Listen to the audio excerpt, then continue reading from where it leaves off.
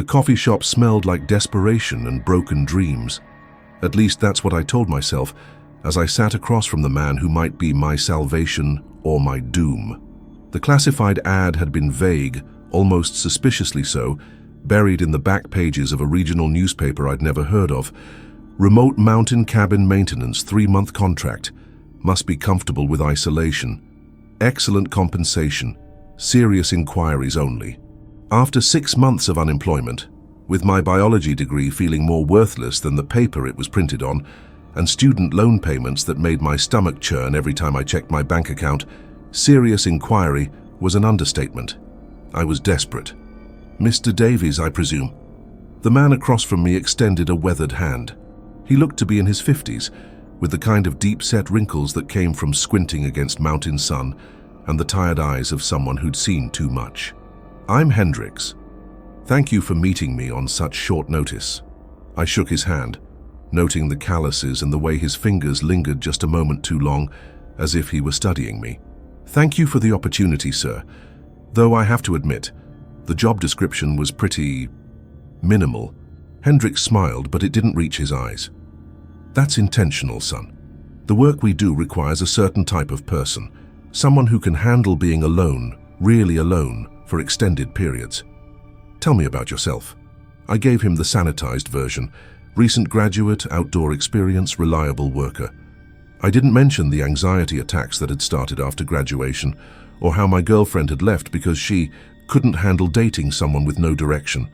I definitely didn't mention that I'd applied for this job at 3 a.m. while eating ramen for the 4th day straight. The position involves maintaining a series of research cabins in the Cascade Mountains, Hendricks explained, stirring his black coffee methodically. They're remnants of an old geological survey project, been abandoned for years, but the structures need regular inspection, basic maintenance, weather data collection, simple work really. And the isolation aspect. You'd be alone up there, completely alone except for periodic supply drops. No cell service, no internet, no human contact except for emergencies. Some people think they can handle that kind of solitude until they're actually living it. His gaze sharpened. What makes you think you can? The honest answer was that I didn't know if I could, but $15,000 for 3 months of work would solve my immediate problems and buy me time to figure out my life. I've always been comfortable with my own company, I lied smoothly, and I did a lot of solo camping during my undergraduate fieldwork. Hendricks nodded slowly, then reached into a worn leather briefcase and pulled out a manila folder. If you're interested, there are some documents you'll need to review. Contract terms, safety protocols, that sort of thing. The contract was straightforward enough. $15,000 paid up front, with a completion bonus of $5,000 if I fulfilled the entire 3-month term. But it was the second document that made my stomach tighten with unease. Safety protocols, mandatory compliance, was typed across the top in bold letters. Below it, a handwritten list in careful block letters. Never remain in any cabin after 10 p.m. Return to base camp each night. If you hear knocking in a sequence of 3, do not respond. Do not investigate. Always maintain 2 functioning flashlights. Check batteries daily. Do not attempt to communicate with any individuals you may encounter. Report all sightings immediately. If you observe lights moving between cabins after dark, remain in your quarters until sunrise. Never enter cabin 7. It is structurally unsound and dangerous. Complete all assigned tasks between sunrise and sunset only. In case of emergency, use the radio on frequency 147.420. Do not use any other frequency. I looked up from the paper. These are oddly specific. Individuals I may encounter. I thought you said I'd be alone up there. Hendricks's expression didn't change. The mountains can be unpredictable. Hikers sometimes get lost, hunters wander off trail.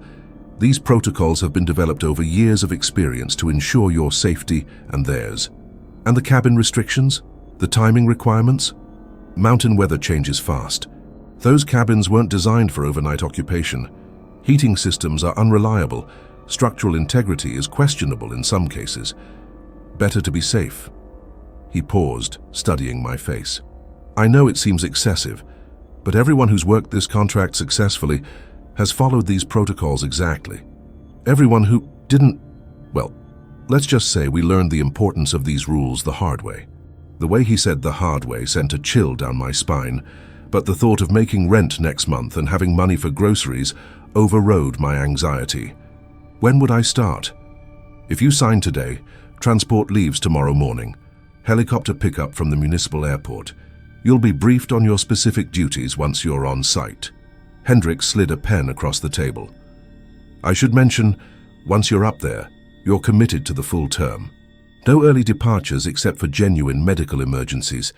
The logistics of mountain transport make it impossible otherwise. I stared at the contract, the pen heavy in my hand.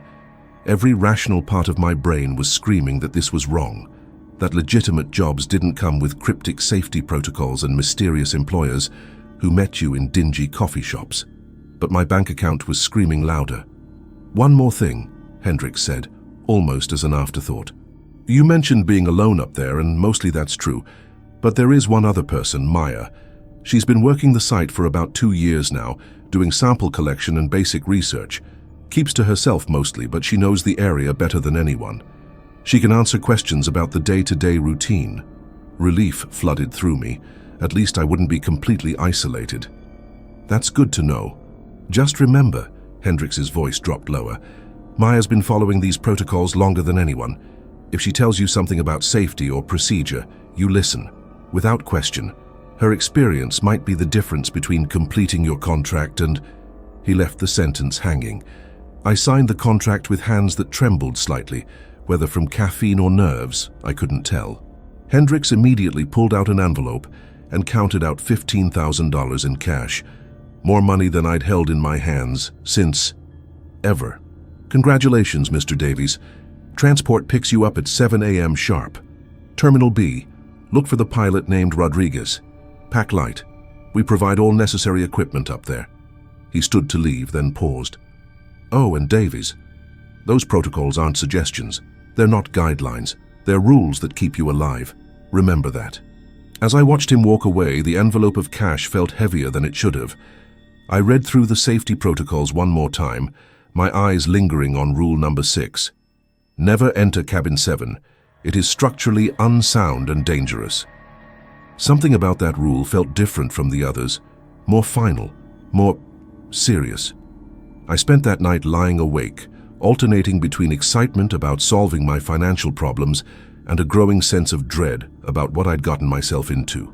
But every time doubt crept in, I thought about my empty refrigerator, my overdue bills, and the disappointed looks from my parents when I'd had to move back home after graduation. Tomorrow morning, I'd be heading into the mountains with a pocket full of cash and a list of rules that made no sense. What could possibly go wrong? The question haunted me until dawn. The helicopter ride into the mountains should have been breathtaking.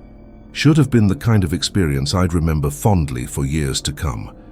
Instead, as Rodriguez piloted us deeper into the wilderness, weaving between peaks that seemed to scrape the belly of the aircraft, all I could think about was how far we were traveling from civilization, how completely cut off I was about to be. First time up here, Rodriguez shouted over the rotor noise. He was a weathered man in his 40s, with the kind of deep tan that spoke of years spent in aircraft cockpits. Yeah, I shouted back. How often do you make supply runs? Every 2 weeks, weather permitting. He banked sharply around a ridge, and my stomach lurched. Sometimes longer if the storms hit. Hope you brought plenty to read. The landscape below us was stunning in its desolation. Endless forests broken only by rocky outcroppings and the occasional glimpse of a mountain lake. No roads, no power lines, no signs of human habitation. It was beautiful and terrifying in equal measure. There, Rodriguez pointed ahead. Base camp. I pressed my face to the window and saw what looked like a small cluster of buildings scattered across a natural clearing on a mountainside. As we descended, the details became clearer. 6 cabins arranged in a rough semicircle around a central area, connected by what appeared to be well-maintained gravel paths. Solar panels glinted on several roofs, and I could see a communications antenna rising from the largest structure. We touched down in the clearing with a bump that rattled my teeth. Rodriguez killed the engine, and suddenly the mountain silence rushed in, complete and profound in a way that city dweller me had never experienced. Welcome to paradise. Rodriguez grinned as he helped me unload my gear. Or hell, depending on your perspective. Which perspective do most people end up with? I asked, only half joking. His grin faded slightly. Depends on how well they follow the rules. Before I could ask what he meant by that, a figure emerged from the nearest cabin. A woman, probably in her early 30s, with dark hair pulled back in a practical ponytail and clothes that looked like they'd seen serious outdoor use. She approached with the measured gait of someone comfortable in rough terrain, but her eyes were constantly moving, scanning the tree line, checking the sky, never quite settling on any one thing for more than a second. "You must be Davies," she said, extending a work-calloused hand. "I'm Maya. I'll be showing you around." "Nice to meet you," I replied, noting how her handshake was firm but brief, as if prolonged contact made her uncomfortable. "Hendricks mentioned you've been here for a couple of years. 2 years, 3 months, 16 days. The precision of her answer was unsettling. "Rodriguez, same supply list as usual?" "Plus the newbie provisions," Rodriguez confirmed, beginning to unload boxes from the helicopter's cargo compartment. "Medical supplies, extra batteries, the good coffee you like." Maya's expression brightened fractionally at the mention of coffee. At least Hendricks got one thing right. "I'll be back in 2 weeks," Rodriguez called out as he finished unloading. "Radio check every Wednesday at 1400 hours. You know the drill, Maya." She nodded curtly. "Frequency 147.420. We'll be here." As the helicopter lifted off, the silence rushed back in like a physical presence. Maya watched until the aircraft disappeared over the ridge, then turned to me with an expression I couldn't quite read. "First things first," she said. "Did you actually read the protocols Hendricks gave you?" "Of course, though some of them seemed pretty—" "All of them," she interrupted. "Did you read all of them? Because that's important, really important." There was an intensity in her voice that made me pull the folded paper from my pocket. "Yeah, all 8 rules, though I have to admit some don them seem a bit paranoid." Maya's laugh was sharp and humorless. "Paranoid? Right." She began walking toward the central area, gesturing for me to follow. "Which one seemed paranoid to you?" "Well, the thing about not responding to knocking, for instance, and the restrictions on when I can be in the cabins. If I'm doing maintenance work, wouldn't it make more sense to—" "No." Her voice cut through my words like a blade. "It wouldn't make more sense. The protocols exist for reasons you don't understand yet. Hopefully you never will." She stopped walking and turned to face me fully for the first time. "How desperate were you for this job, Davies?" The question caught me off guard. What do you mean?" "I mean, what kind of situation were you in that made a vague job offer from a mysterious employer in the middle of nowhere seem like a good idea?" Her eyes finally met mine, and I saw something there that looked like pity. "Because in my experience, people only end up here when they're running from something or towards something, and neither option usually ends well." I felt heat rise in my cheeks. "I needed the work, and the pay is excellent for—" "The pay is excellent because the job isn't what they told you it was," Maya said quietly. "But you'll figure that out soon enough." She resumed walking. "Come on, let me show you where you'll be staying." Base camp was larger than it had appeared from the air. The central area contained the equipment shed, a communications hut, and what Maya called the common area, a building with a kitchen, dining space, and basic recreation facilities. My quarters were in a small cabin on the eastern edge of the clearing, furnished with military surplus simplicity. Cot, desk, chair, storage chest, basic electrical outlets powered by the solar array. "Bathroom facilities are in the common area," Maya explained. "Shower runs on solar hot water, so best to clean up during daylight hours. Kitchen is communal, but I do most of my cooking in my own cabin." She paused in the doorway. "Speaking of which, my cabin is off limits. That's not a protocol thing, that's a Maya thing. Clear?" "Crystal clear." I set my duffel bag on the cot. "So what exactly is the work?" Hendricks was pretty vague about specifics. Maya leaned against the doorframe, and for the first time, she looked almost relaxed. "Maintenance is part of it. Weather monitoring, checking structural integrity, basic repairs, but mostly—" She trailed off, seeming to consider her words carefully. "Mostly you'll be documenting things, taking photographs, recording observations, filing reports. Think of yourself as a witness. Witness to what? To whatever happens while you're here." Her relaxed posture vanished, replaced by that constant vigilance I'd noticed earlier. The work cabins are numbered 1 through 6. You'll rotate through them on a schedule I'll give you tomorrow. Each has specific tasks and observation points. Never deviate from the schedule, never skip a location, and absolutely never enter cabin 7, I finished. Yeah, that was on the protocol list. Structural damage, right? Maya's face went pale. Right, structural damage. That's what we call it. She pushed off from the doorframe. I need to check the evening weather reports. Get yourself settled. Familiarize yourself with the common area. We'll start your orientation first thing tomorrow. She was halfway across the clearing before I called after her. Maya, what happened to the person who was here before me? She stopped, but didn't turn around. What makes you think there was someone before you? I gestured toward my cabin. The clothes in the storage chest, the half-finished journal on the desk, the fact that someone clearly left in a hurry. For a long moment, Maya stood perfectly still. When she finally turned back, her expression was unreadable. His name was Carter. He'd been here about 6 weeks. She paused. He had trouble following the protocols. What kind of trouble? The kind that gets you transferred to a different project. Her voice carried a finality that discouraged further questions. Get some rest, Davies. Tomorrow's going to be a long day.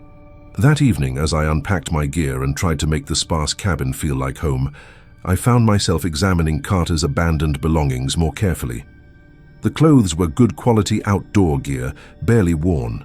The journal contained weather observations, work schedules, and increasingly cryptic personal notes. Day 12. Maya won't explain why all the cabin windows have bars on the inside. Seems counterproductive for emergency egress. Day 18. Heard something moving around cabin 3 last night. Couldn't see what it was from my window. Maya says animals are common, but this sounded different. Day 31. The knocking started again. 3 times, just like Maya warned. But I swear I heard someone calling my name afterward. The protocols say don't respond. But what if someone actually needs help? Day 38. Found footprints around base camp this morning. Human footprints. Maya claims they're old from the survey team, but they look fresh to me. Who else is up here? Day 42. I can see lights moving between the cabins at night. Maya says it's my imagination, but I know what I saw. Going to investigate tomorrow night. Protocols be damned. People have a right to know if they're not alone. The journal ended there mid-sentence, as if Carter had been interrupted while writing. I closed the journal and looked out my cabin window. The sun was setting behind the western peaks, casting long shadows across the clearing. In the growing darkness, the other cabins looked different, less like research facilities and more like watching posts or cells. Maya's cabin showed a single light in the window, but the work cabins stood dark and silent. I counted them carefully. Cabins 1 through 6 arranged in their semicircle pattern, but as my eyes adjusted to the twilight, I realized I could see a 7th structure, partially hidden in the tree line beyond the others. Darker than the rest, with what looked like boards nailed over the windows. Cabin 7, the one I was never supposed to enter. As I watched, I could have sworn I saw a flicker of movement in one of those boarded windows. Just for a moment, just long enough to make my skin crawl. I closed the curtains and tried to convince myself it was just my imagination. But Carter's journal had taught me one thing. Up here, imagination and reality had a way of becoming indistinguishable. The first 2 days passed in a routine that felt almost normal.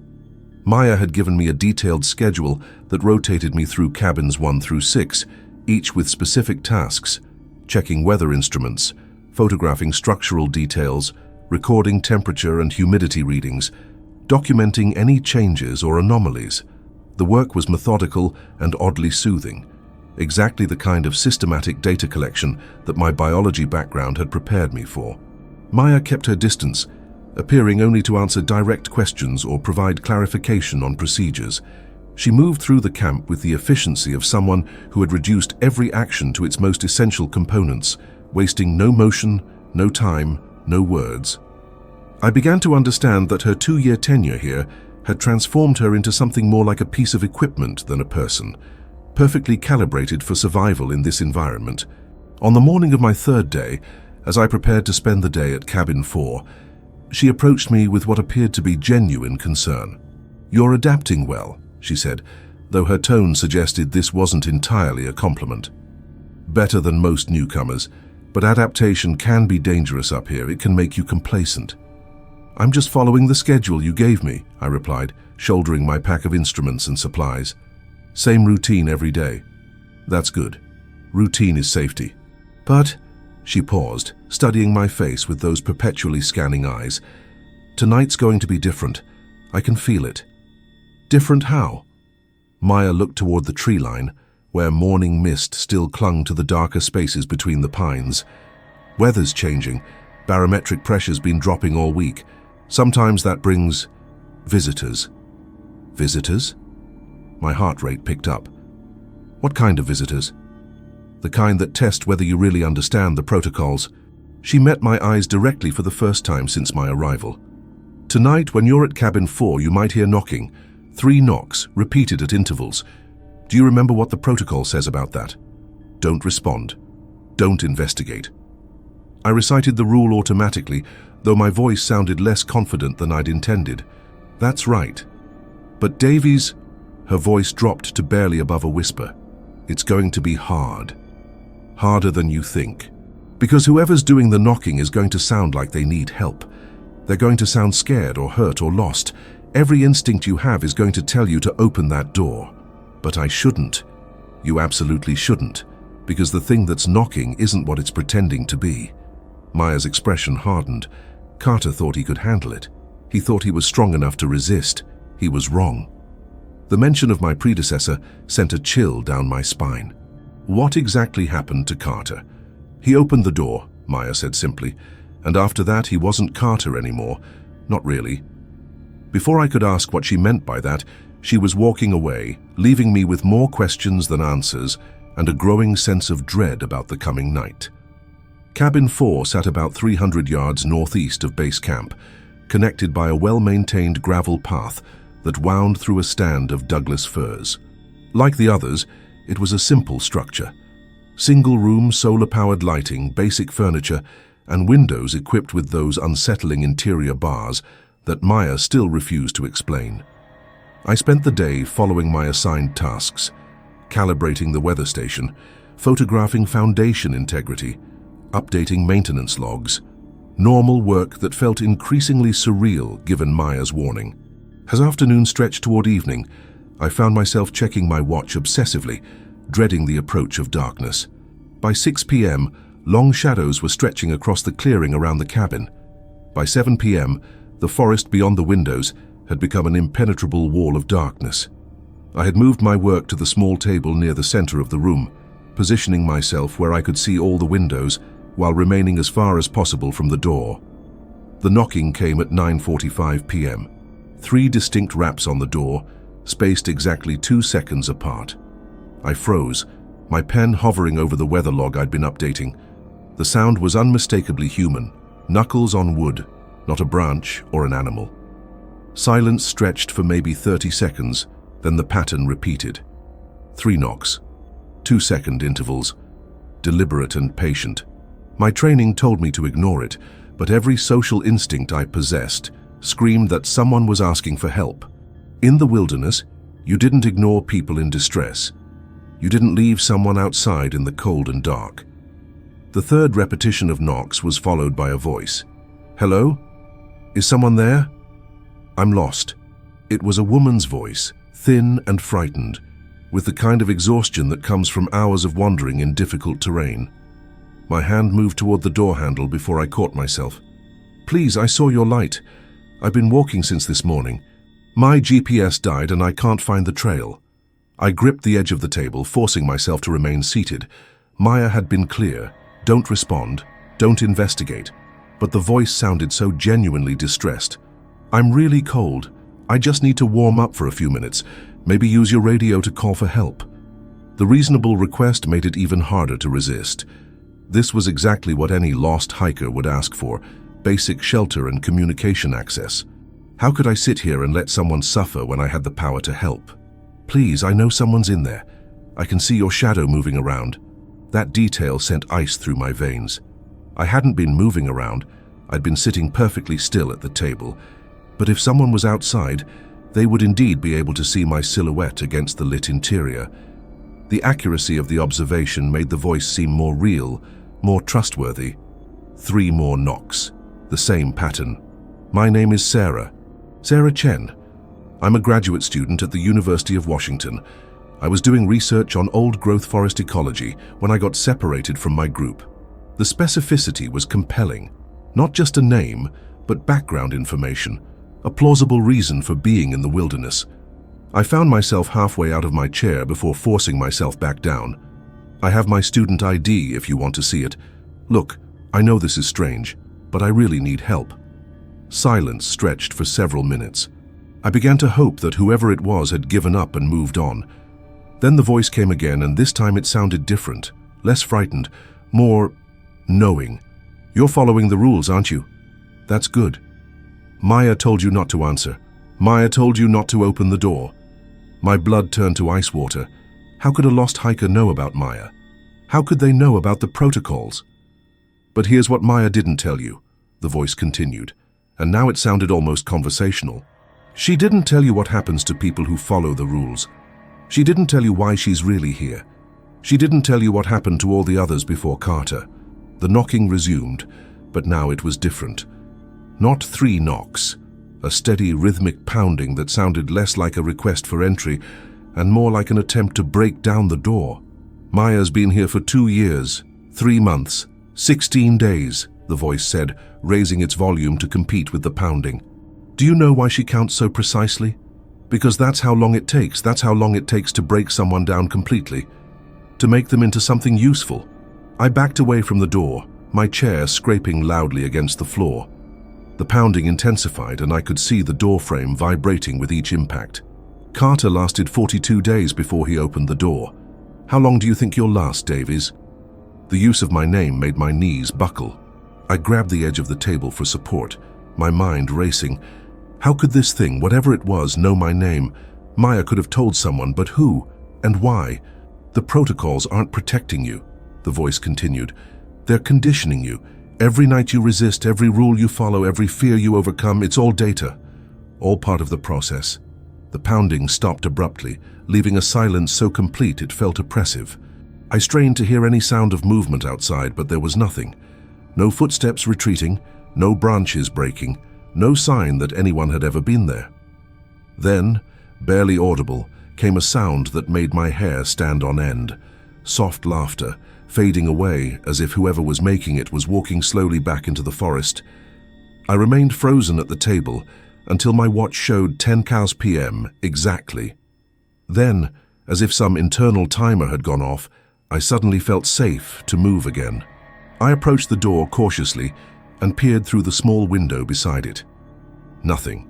No sign that anyone had been there, no footprints in the soft dirt, no disturbance of the gravel path. But when I looked more carefully at the door itself, I could see fresh scratches in the wood around the handle, long gouges that looked like they'd been made by fingernails or claws. I spent the rest of the night awake, staring at those scratches and replaying every word I'd heard. By dawn, I had convinced myself it had been some kind of elaborate test. Maybe Maya herself, seeing if I would follow the protocols under pressure. But when I returned to base camp and found Maya waiting for me with breakfast already prepared, her first words shattered that comfortable delusion. "You followed the rules," she said, studying my face with something that looked like surprised relief. Good. Most people don't make it through their first test. It was a test. Maya's expression darkened. Everything up here is a test, Davies. The question is who's running it and what happens when you finally pass. She poured coffee into a metal cup and handed it to me, but I noticed her hands were shaking slightly. "Maya," I said carefully, "that thing last night, it knew things. It knew my name. It knew about you. It knew details about Carter. How is that possible?" Maya was quiet for a long moment, staring into her own coffee as if looking for answers in the dark liquid. "Because," she said finally, "it wasn't the first time someone's had that conversation, and it won't be the last." The implication hit me like a physical blow. "You mean other people have heard the same thing?" "Not the same thing. Similar things. Customized things. Whatever that voice is, it learns from each encounter. It gets better at finding the right words, the right fears, the right temptations. Maya looked up at me, and I saw something in her eyes that looked like pity. And eventually, Davies, it finds the combination that works. Works for what? For getting people to open the door, she said quietly. And once you open that door, you become part of its collection. Another voice it can use. Another set of memories it can access. I thought about the scratches on the door, about the thing's knowledge of details it shouldn't have known, about the way it had laughed as it walked away. Carter, I said slowly. When he opened the door, Maya nodded grimly. Now you're starting to understand. Carter didn't get transferred to another project. Carter became the voice that tries to get the next person to open the door. She stood up, collecting her coffee cup and turning toward her cabin. Welcome to your real job, Davies. You're not here to maintain anything. You're here to see how long you can resist becoming part of the collection. As she walked away, I sat alone in the morning sunshine, trying to process what I'd learned. But one question echoed louder than all the others. If the voice outside cabin 4 had been Carter, why had it been trying to warn me about Maya? Part 4. Discreet investigation. Search for answers. The question haunted me for 3 days. Why would Carter's voice warn me about Maya if she was supposedly helping me survive? Every interaction with her became loaded with new meaning, every piece of advice potentially suspect. But Maya herself seemed different after my encounter at cabin 4, more watchful, more cautious, as if my successful resistance to the knocking had somehow changed our dynamic. On the 4th morning, as I prepared for another day at cabin 2, she approached me with something I hadn't seen before: uncertainty. "How are you sleeping?" she asked, which struck me as an odd conversation starter. "Fine," I lied. The truth was that I'd barely slept since the incident, jumping at every sound, analyzing every shadow that moved past my window. "Dreams?" The question sent a chill through me. "What kind of dreams?" Maya's expression tightened. "Vivid ones. Dreams where you're not alone in the cabins. Dreams where people are trying to tell you things." She paused, studying my face. "Dreams where you're somewhere else entirely, doing things you don't remember doing." I hadn't told her about the dreams, but she'd described them perfectly. In them, I was often standing in unfamiliar rooms, having conversations with people whose faces I couldn't quite see, writing reports I couldn't remember composing. I'd wake with the unsettling feeling that the dreams were more like memories of things I'd done while sleepwalking. "Sometimes," I admitted carefully. Maya nodded as if this confirmed something she'd been suspecting. "It's starting then, the integration process." She glanced around the clearing, checking to make sure we couldn't be overheard. "We need to talk, really talk, not here, not where." She trailed off, but her eyes flicked toward the communications hut. "Where what?" "Where they can monitor us. Tonight, after you finish at cabin 2, meet me at the old survey marker, about half a mile up the North Trail. You'll know it when you see it. Big metal post with measurement marks. Come alone and make sure you're not followed." Before I could ask who might be following me, she was walking away with that efficient stride that discouraged further conversation. The day at cabin 2 dragged endlessly. I went through the motions of weather monitoring and structural assessment, but my mind was elsewhere, turning over Maya's words. Integration process. Monitor us. The implications were disturbing, but they also suggested that my growing paranoia might actually be justified paranoia. Carter's journal had mentioned surveillance equipment, but I'd assumed he was becoming delusional. Now I began paying closer attention to my surroundings, looking for signs of observation. It didn't take long to find them. The weather monitoring equipment at each cabin was more sophisticated than necessary for simple data collection. Some of the instruments had features that seemed designed for recording, rather than measurement. In cabin 2, I found what appeared to be a microphone disguised as a humidity sensor, and a small lens that could have been a camera hidden among the barometric instruments. If they were recording everything, then Maya's insistence on meeting away from the cabins made perfect sense. But it also raised another disturbing question. Who was they? As evening approached, I made a show of completing my normal routine, updating logs, checking equipment, securing the cabin for the night. But instead of returning directly to base camp, I took a detour onto the North Trail. moving as quietly as possible through the darkening forest. The survey marker was exactly where Maya had described, a tall metal post driven deep into rocky ground, marked with elevation readings and what looked like GPS coordinates.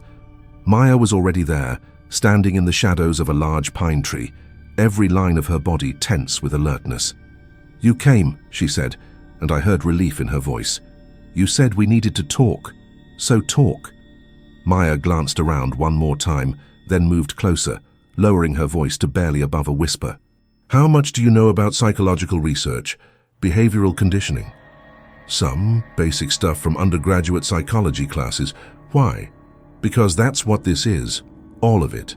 The cabins, the protocols, the isolation, the supernatural encounters. It's all part of a long-term study on human adaptability and compliance under extreme conditions." The words hit me like a physical blow. "What are you talking about?" "Think about it, Davies. Really think. You respond to a vague job posting from a mysterious employer who pays you cash up front. You're flown to a remote location with no communication to the outside world. You're given a list of arbitrary rules that make no logical sense, but you follow them anyway because you're told your survival depends on it." She was right, and the realization made me feel sick. But the voice at cabin 4 was real, but not supernatural. Maya's expression was grim. "There are others up here, Davies. Other subjects, other test groups. Some have been here much longer than me. Some have been changed by the process." "Changed how?" Maya was quiet for a long moment, seeming to wrestle with how much to tell me. "The isolation, the constant stress, the gradual erosion of what's real and what isn't, it breaks people down. Some subjects become completely compliant, willing to do anything they're told. Others become hostile, paranoid, dangerous, and the ones who knocked on the door at cabin 4. Subjects from earlier phases of the experiment. They're used to test new arrivals, to see how well the conditioning is working." Maya's voice dropped even lower. "Carter didn't disappear, Davies. He's still here. But he's not working for his own survival anymore. He's working for theirs." The implications were staggering. "How long have you known?" "I figured it out gradually over the first year. Little inconsistencies in the cover story. Equipment that didn't match what we were supposedly doing. The way certain behaviors were rewarded while others were discouraged." She shuddered. "By the time I understood what was really happening, I was too deep in to escape easily." "But you could have warned me from the beginning. Why didn't you?" Maya's laugh was bitter. "Because I wasn't sure you weren't one of them. New subjects are sometimes actually researchers in disguise, sent to monitor the existing subjects and assess their psychological states. I had to wait to see how you reacted to the first real test. The knocking. Your resistance to it. Your questions afterward, the way you're handling the stress, it all suggests you're a genuine subject, not a plant." She met my eyes directly. "Which means you're in just as much danger as I am." "Danger from what?" "From what happens when you stop being useful to the study.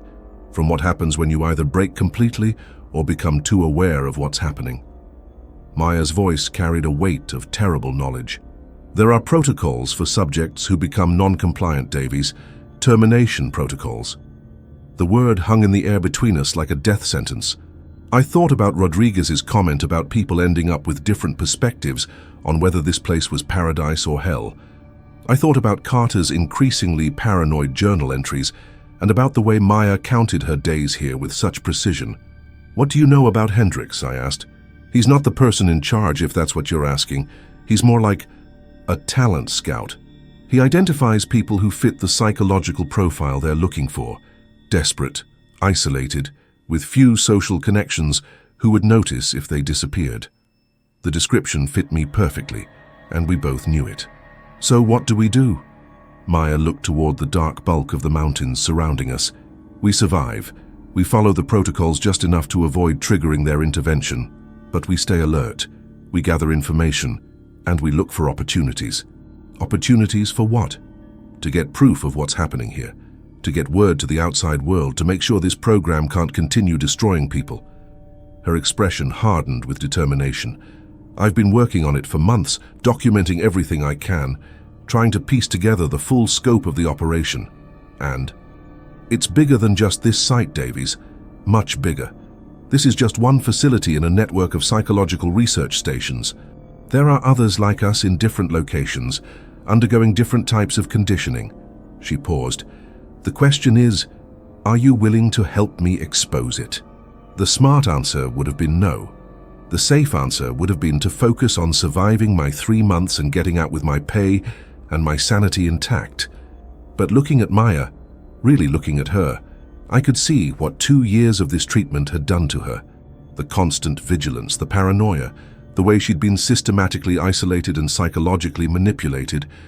If I did nothing, I'd become just like her. Or worse, I'd become like Carter, another tool in their collection. What do you need me to do? Maya's relief was palpable. For now, act normal. Follow your schedule, complete your tasks. Don't give them any reason to think you're becoming non-compliant. But start paying attention to details they don't think you'll notice. Equipment, schedules, anything that doesn't fit the cover story. What about the other subjects, the ones who tried to get me to open the door? Avoid them if possible. Some might be genuinely dangerous. The psychological conditioning can create violent tendencies, but others... She hesitated. Others might still have enough of themselves left to be potential allies. The trick is figuring out which is which. As we prepared to return to base camp, Maya grabbed my arm. One more thing, Davies. The most important thing. Her grip was almost painful in its intensity. Don't trust anyone completely, not even me. The conditioning process can turn anyone into an asset for the program, often without them even realizing it. Question everything, verify what you can, and always have an escape plan. Even you? I asked. Maya's smile was sad and knowing. Especially me. I've been here longer than anyone else. If this program is as sophisticated as I think it is, there's a very good chance I'm already compromised in ways I don't even understand. As we walked back through the darkening forest, I realized that Maya's warning might be the most honest thing anyone had said to me since I'd arrived. In a place where nothing was what it seemed, the admission that she might not be trustworthy was paradoxically the most trustworthy thing she could have told me. But it also meant I was truly alone in figuring out how to survive whatever came next. The thought should have been terrifying. Instead, for the first time since my arrival, I felt like I had some measure of control over my situation. That feeling wouldn't last long. 3 days after my conversation with Maya, I found what we'd been looking for, and it was worse than either of us had imagined. It started with a maintenance task that should have been routine. My schedule called for structural inspection of Cabin 6, which sat at the far eastern edge of the complex, partially hidden by a stand of old-growth cedars. I'd been there twice before for basic weather monitoring, but this was my first time conducting a thorough examination of the building's foundation and support systems. The exterior inspection revealed nothing unusual. Standard cabin construction, solar panel array. The familiar barred windows that I now understood weren't meant to keep things out, but to keep people in. But when I moved to the interior, something felt wrong. The main room seemed smaller than it should have been, given the external dimensions of the building. I spent 20 minutes measuring and remeasuring, using the surveying equipment from my pack to create a rough floor plan. The discrepancy was undeniable.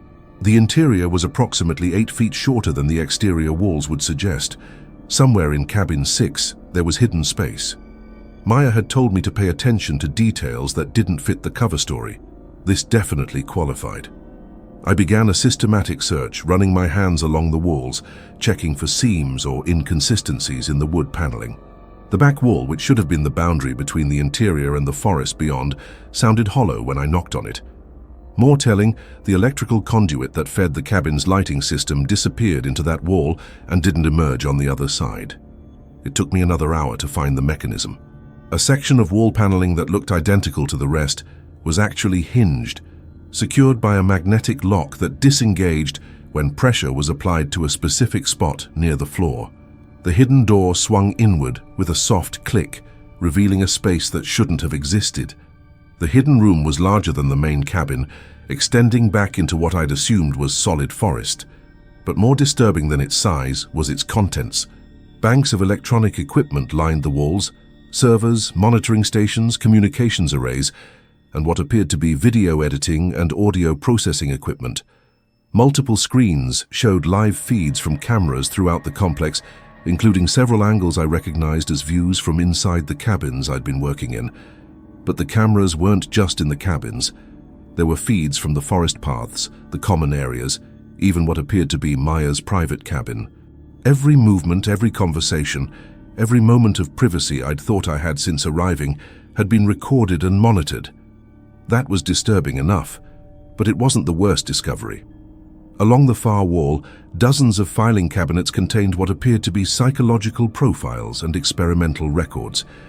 The files were organized by subject number rather than name, but it didn't take long to identify my own. Subject 247. The folder was thick, containing detailed background information that went far beyond what I'd provided in my initial contact with Hendricks. They knew about my college grades, my failed relationships, my parents' financial struggles, my tendency toward depression and social isolation. They knew about the anxiety medication I'd taken during my senior year, about the thesis advisor who'd blacklisted me from graduate programs, about the college girlfriend who'd left me for my roommate. Information I'd never shared with anyone was documented in clinical detail, but my file was thin compared to others. Subject 198, Maya, had 3 thick folders spanning her entire time at the facility. The records showed a systematic process of psychological manipulation and conditioning that made my stomach turn. Charts tracked her emotional responses, compliance levels, and what was coldly labeled adaptive behavioral modifications. There were notes about introducing stressors, measuring breaking points, and calibrating subjects' paranoia levels for optimal conditioning receptivity. Most chilling were the regular assessments that evaluated her operational utility. Recent entries suggested that Maya had been performing reconnaissance and counterintelligence functions for the program, whether she was conscious of it or not. The implication was clear. Her resistance to the program might itself be part of the program. Carter's file, Subject 231, told an even more disturbing story. The record showed his psychological breakdown in real time, documented with the detached precision of a scientific experiment. But the final entries revealed that his termination hadn't been a death sentence. Instead, he'd been transferred to what was euphemistically called active duty status, which involved utilizing conditioned subjects as operational assets for testing new arrivals. Carter hadn't died. He'd been broken down and rebuilt as a tool for breaking down others, but it was the discovery of additional subject files that truly revealed the scope of what was happening. There weren't just dozens of subjects, there were hundreds, files dating back over a decade, representing people who'd been processed through this facility and others like it. Some files ended with notations about successful integration and deployment to operational status. Others simply stopped, with final entries noting subject termination due to non-compliance or psychological breakdown requiring disposal. I was photographing as many documents as I could with my phone when I heard footsteps on the gravel path outside. Quickly, I shut down the monitors, returned the files to their cabinets and slipped back through the hidden door, making sure it sealed properly behind me. Maya appeared in the cabin doorway just as I finished setting up my weather monitoring equipment, trying to look like I'd been conducting routine inspections. "How's the structural assessment going?" she asked, but something in her tone seemed off, more formal than usual, as if she were speaking for the benefit of listeners. "Everything looks solid," I replied carefully. "No signs of deterioration or damage." "Good. Hendricks will be pleased to hear that." Again, that strange formality. "Are you almost finished here? I wanted to go over tomorrow's schedule with you."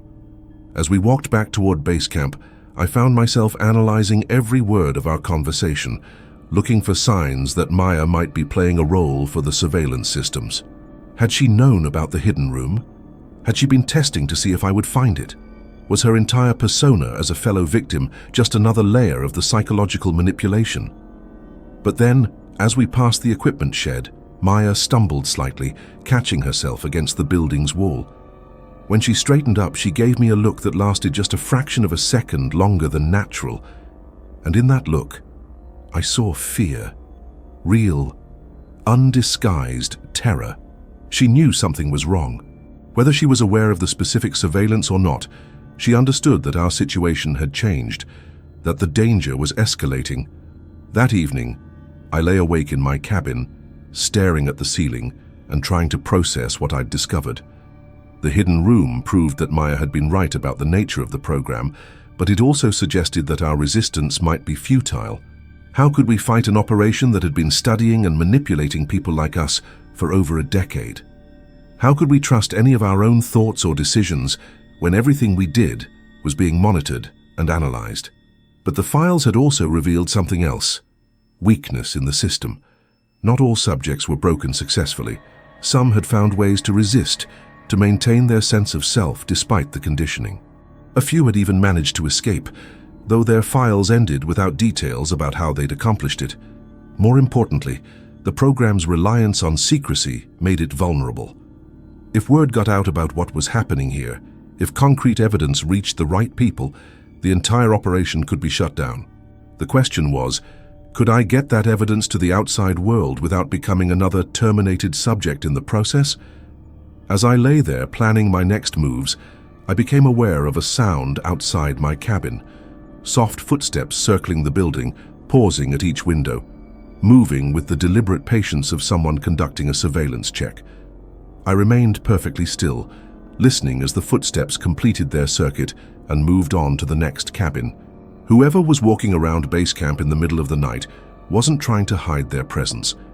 They wanted the subjects to know they were being watched. It was a message. We see everything. We hear everything. We control everything. But they'd made one mistake. In their arrogance, they'd let me discover the hidden room and access the files. They'd given me proof of what was happening here, and now I had something they couldn't take away: knowledge of the truth. The question was what to do with that knowledge before they realized their error. I closed my eyes and began planning.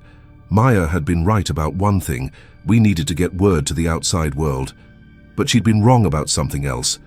We couldn't trust anyone, including each other. From now on, I was on my own. The footsteps returned an hour later, circling my cabin again before moving on. This time I got up and looked through the window. In the moonlight, I could see a familiar figure walking between the buildings with the measured pace of a security patrol. It was Carter, still alive, still human-looking, but moving with the mechanical precision of someone whose will was no longer their own. Maya had been right about his fate, but wrong about mine. I wasn't going to become another asset in their collection. I was going to burn this place down. I lasted exactly 18 hours before the weight of what I'd discovered forced me into action. The morning after finding the hidden room, I sat across from Maya at breakfast, watching her perform the routine of normalcy, checking weather reports, reviewing schedules, making casual conversation about maintenance tasks. But now I could see the performance for what it was. Every gesture seemed calculated, every word chosen for the benefit of invisible listeners. The question that tortured me was, did she know she was performing? "You're quiet today," Maya observed, spooning powdered eggs onto her plate.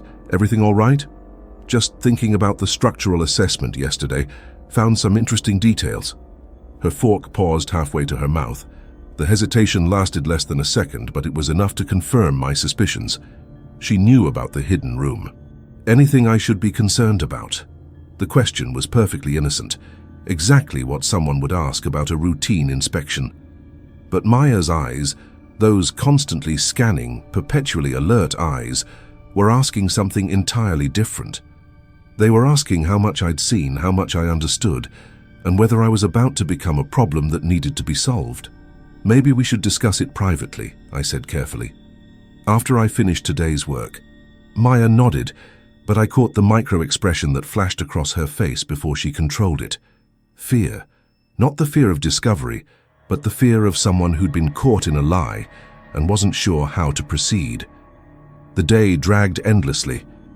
I went through the motions of inspecting Cabin 3, all the while knowing that every move was being watched and analyzed.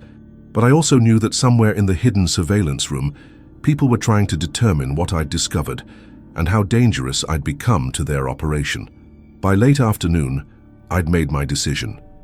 If Maya was compromised, either knowingly or unknowingly, then confronting her directly was the only way to determine which side she was really on. It was risky, but the alternative was living in uncertainty while they planned their next move against me. I found her in the communications hut, ostensibly updating weather data, but actually speaking quietly into a radio headset. She ended the conversation quickly when I appeared. "Davies, you wanted to talk? About what I found in Cabin 6. About the hidden room full of surveillance equipment and subject files." The words hung in the air between us like an accusation. Maya's face went through a series of expressions, surprise, fear, calculation, before settling into something that looked like resignation. "How much did you see?" "Enough. Files on hundreds of subjects going back over a decade.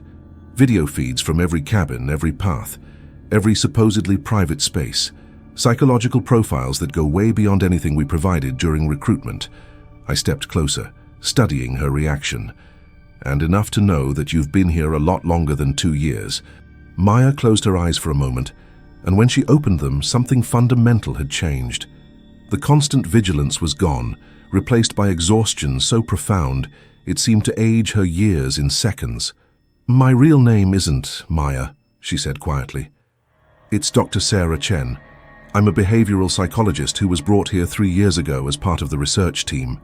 The admission hit me like a physical blow. "You're one of them." I was, initially. She moved to the window, looking out at the cabin complex with something that might have been regret. "The program is called Project Mindbridge.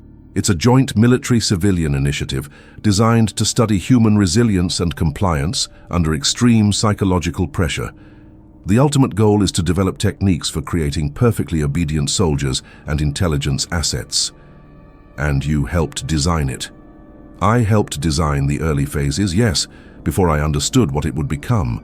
Sarah, I couldn't think of her as Maya anymore, turned back to me.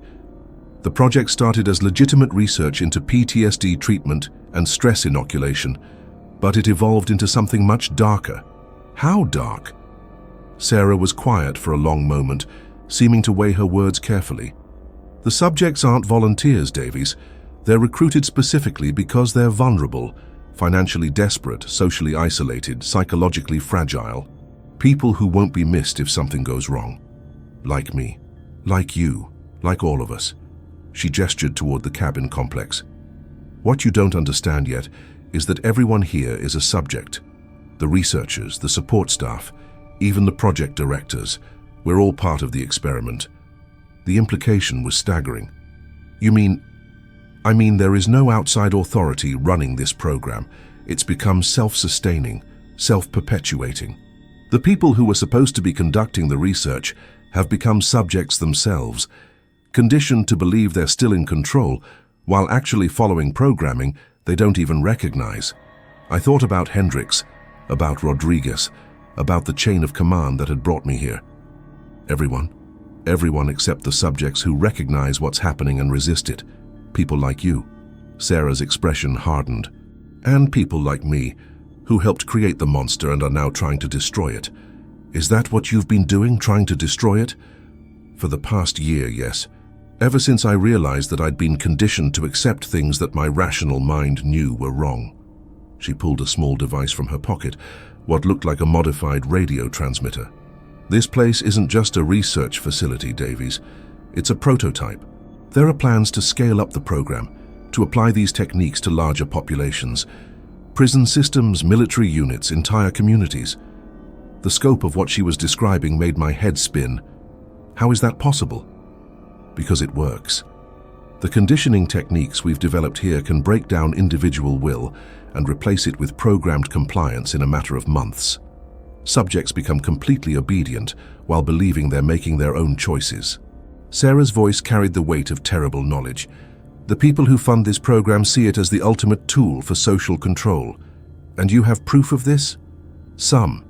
Enough to expose the program if I can get it to the right people." She held up the device. "This is a data transmitter. I've been using it to send information about the program to contacts on the outside. Journalists, government watchdogs, anyone who might be able to shut this down." Relief flooded through me. "So help is coming?" Sarah's expression darkened. "That's what I thought, but my contacts have gone silent. My messages aren't getting through anymore. Either the program has people monitoring external communications, or..." She trailed off, but the implication was clear. Or your contacts have been compromised too. It's possible. This program has resources I never imagined when I was part of the research team. Financial backing, political connections, technological capabilities that go far beyond what any single government agency should have access to. I thought about the sophisticated equipment in the hidden room, about the decade of detailed psychological profiles, about the systematic processing of hundreds of subjects. Who's funding it? That's what I've been trying to determine. The money flows through shell companies and government contractors, but the ultimate source is hidden behind layers of bureaucracy and classified programs. Sarah moved closer, lowering her voice. What I do know is that the people behind this have been planning it for years. This isn't some rogue experiment. It's a deliberate strategy to develop tools for mass psychological control. And we're the guinea pigs. We're the prototype subjects. If the techniques work consistently here, they'll be applied on a much larger scale. She paused. Davies, I need to ask you something, and I need you to answer honestly. Have you been experiencing gaps in your memory? Time periods where you remember being somewhere or doing something, but the details feel unclear. The question sent ice through my veins. Sometimes. Why? Because that's one of the signs that the conditioning is beginning to work. The program doesn't just monitor subjects, it actively manipulates them. Subliminal audio programming, targeted electromagnetic fields, even chemical additives in the food and water supply. I thought about the dreams where I'd seemed to be somewhere else, doing things I couldn't remember clearly. How long before it becomes permanent? It varies by individual, but typically between 3 and 6 months of exposure. After that, subjects can be programmed to carry out specific tasks while believing they're acting according to their own free will. Sarah's expression was grim. Carter lasted about 6 weeks before his personality was completely overwritten. But you said he's being used as an operational asset. If his personality was overwritten, how can he function? Because the program doesn't destroy personality. It redirects it. Carter still thinks he's Carter, but his motivations and loyalties have been fundamentally altered. He genuinely believes that helping to condition new subjects is the right thing to do. The explanation was more terrifying than simple brainwashing. At least with traditional coercion, the victim knew they were being controlled. This was subtler, more insidious, a complete rewriting of identity that left subjects convinced they were making their own choices. So what do we do? Sarah checked her watch, then looked toward the forest beyond the cabin complex. Tonight, I'm making one final attempt to transmit data to the outside world. There's a communications relay station about 5 miles north of here, military-grade equipment that should be able to punch through whatever's blocking my signals. That's outside the boundaries we're supposed to stay within. The boundaries are part of the conditioning program. There's nothing physically stopping us from leaving, except the psychological barriers they've created. Sarah's expression hardened with determination. I've been building up to this for months, preparing equipment, mapping routes, gathering intelligence about their security measures. And you want me to come with you? I want you to make your own choice based on complete information. She met my eyes directly. If you come with me, there's a good chance we'll be caught. The program has resources we don't fully understand, and they've had years to prepare for escape attempts. If we're captured, we'll either be terminated or subjected to intensive conditioning that will completely erase who we are. And if I stay, you'll have maybe 2 more weeks before the conditioning becomes irreversible. After that, you'll become another asset in their collection, convinced that serving the program is your highest purpose. The choice was no choice at all, but I appreciated that she'd given me all the information to make it myself. When do we leave? Sarah's smile was the first genuine expression I'd seen from her since learning her real identity. Tomorrow night. During the new moon when natural light will be minimal. She paused. David, I need you to understand something. I lied to you about almost everything for weeks. I manipulated you, tested you, evaluated your psychological state for the program's benefit. You have every reason not to trust me. But for the first time in 3 years, I'm telling you the complete truth. And the truth is that stopping this program is more important than either of our lives. As I walked back to my cabin that evening, I felt the weight of impossible knowledge. Everything I'd thought I understood about my situation had been wrong. But now I understood the real stakes. This wasn't just about my survival, or even the survival of the current subjects. It was about preventing the techniques developed here from being used to control entire populations. The question was, could two damaged people with limited resources really stop a program backed by unlimited funding and political connections? I was about to find out. We never made it to the communications relay. At 2:17 a.m., as Sarah and I prepared to leave base camp with our improvised equipment and stolen data drives, the lights came on in every cabin simultaneously. Floodlights that had been hidden in the forest canopy blazed to life, turning the night into harsh, artificial day. And through the speakers of the communications system, speakers I hadn't even known existed, came a voice I recognized. "Dr. Chen, Mr. Davies, please report to the common area. We have much to discuss." Hendricks. But his voice carried an authority I'd never heard before, stripped of the weary resignation he'd displayed during our coffee shop meeting. This was the sound of someone who'd never doubted he was in complete control. Sarah's face went pale. They knew. They've known all along. Known what? That I was planning to escape. That I'd recruited you. That we'd discovered the surveillance room. She stared at the illuminated compound, with the expression of someone watching their worst fears come true. This is why my external communications were being blocked. They wanted me to make this attempt. Why? Because the escape attempt itself is part of the conditioning process. They let subjects believe they can resist, let them plan and scheme and hope, then demonstrate the futility of rebellion. It's designed to break the last vestiges of independent will. The implications hit me like a sledgehammer. So everything we've done has been monitored, analyzed, and incorporated into their psychological profile of us. Sarah's voice carried the flat tone of someone in shock. The question is, do we play their game and go to the common area, or do we force them to come get us? Before I could answer, figures emerged from the forest around us. Not the shambling, broken subjects I'd expected, but people in military-style tactical gear, moving with professional precision. They carried weapons, but their postures suggested they didn't expect to need them. We were surrounded by at least a dozen operatives who had clearly been watching us for much longer than we'd realized. "I think they've answered that question for us," I said. "Dr. Chen, Mr. Davies." The voice came from the nearest operative, a woman whose face was hidden behind night vision goggles. "You're expected in the common area. Please don't make this more difficult than necessary." We walked through the artificially illuminated compound like prisoners being led to execution. The other cabins showed signs of activity, shadows moving behind windows, the sounds of people being roused from sleep. But something was wrong with the sounds. They were too uniform, too coordinated, as if everyone was following the same script. The common area had been transformed. Tables and chairs had been removed, replaced by a semicircle of folding chairs facing a projection screen. Most disturbing, the chairs were already occupied by people I recognized.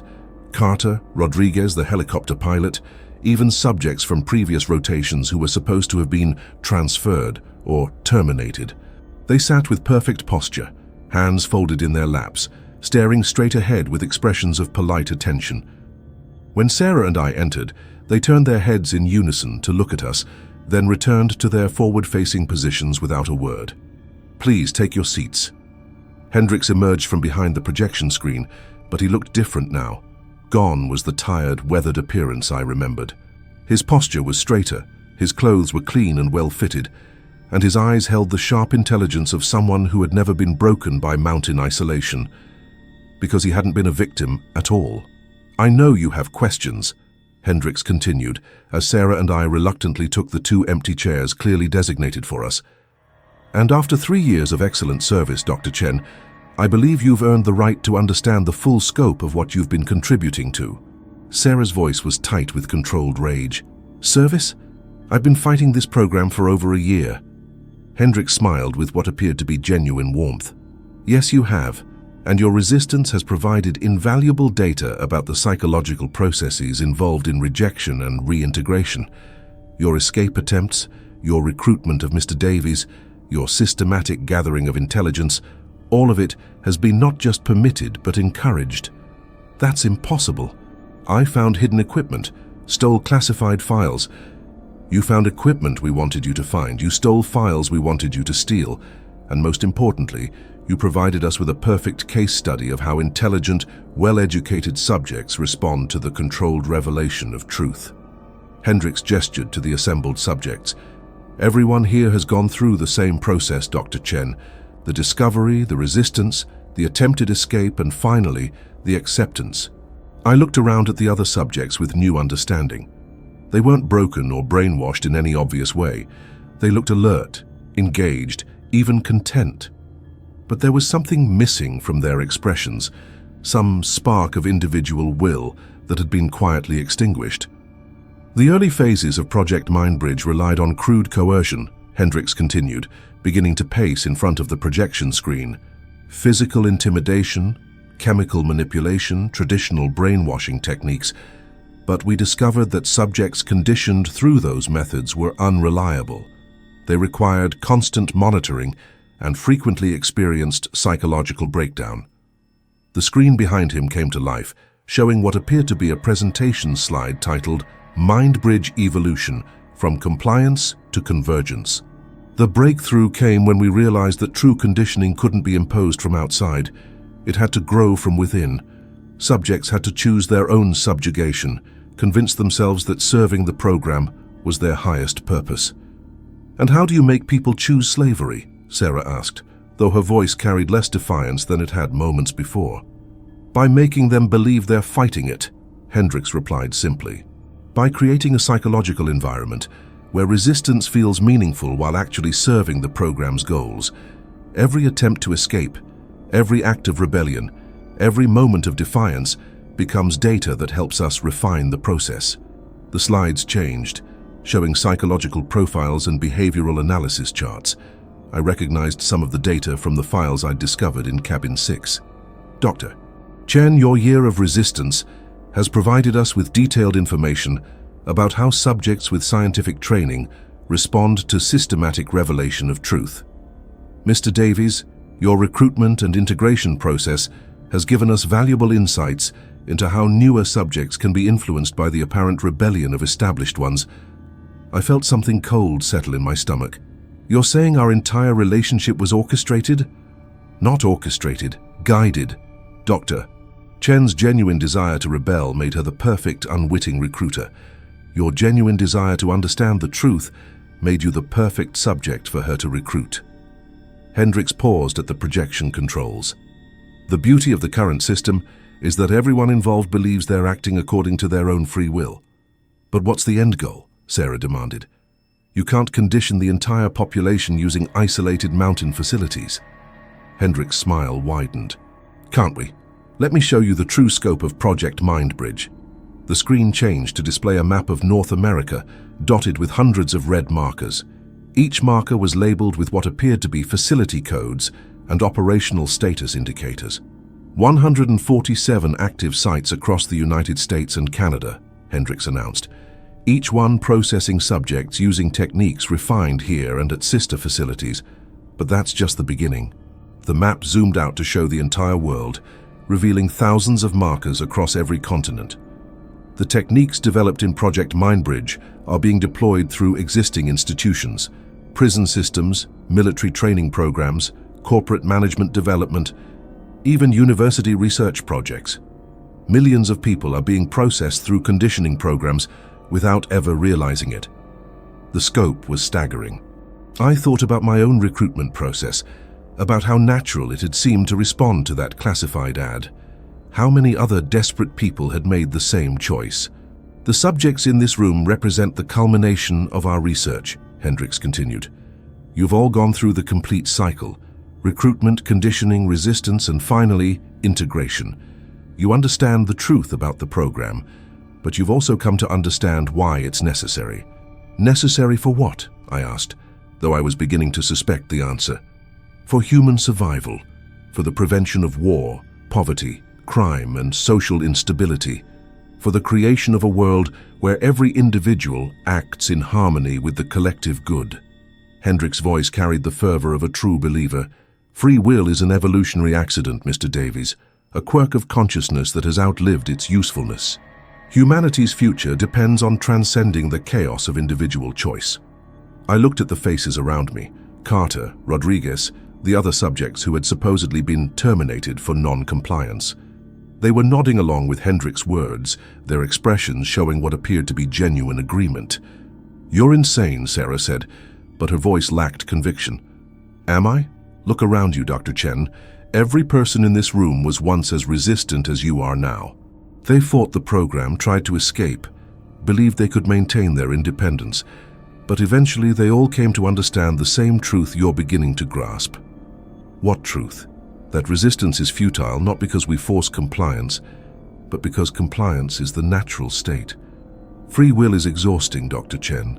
The constant weight of choice, the burden of individual responsibility, the anxiety of uncertainty, these are sources of human suffering.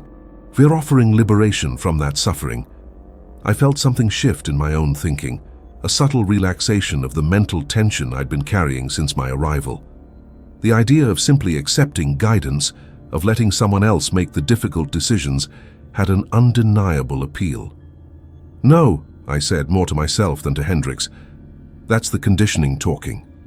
"Is it? Or is it wisdom?" Hendricks moved closer, his voice becoming almost paternal. "David, you've been fighting this process for weeks. Fighting the isolation, fighting the fear, fighting the uncertainty about what's real and what isn't. Wouldn't it be easier to simply accept that the program knows what's best for you?" The temptation was overwhelming. The promise of an end to confusion, to fear, to the exhausting process of making decisions in a world where nothing was certain. Around me, the other subjects sat in peaceful contentment, their faces free of the anxiety and paranoia that had been my constant companions. "Sarah," I said, turning to look at her, "don't listen to him. Remember why we were trying to escape." But Sarah's expression had changed.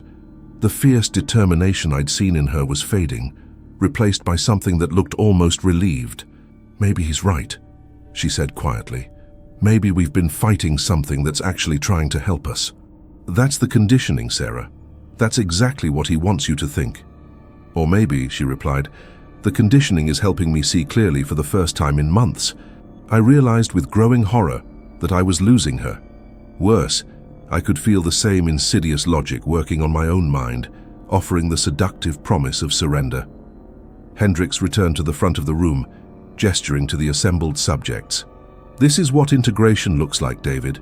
Peace, purpose, freedom from the burden of individual choice. Everyone here has found their place in something larger than themselves, and if I refuse, then you'll continue the process until you reach the same conclusion they have. There's no shame in it. Resistance is natural, even necessary. It's how we ensure that integration is complete when it finally occurs." I looked around the room one more time, at the faces of people who had apparently found contentment in surrendering their will to the program. For a moment, I envied them their peace.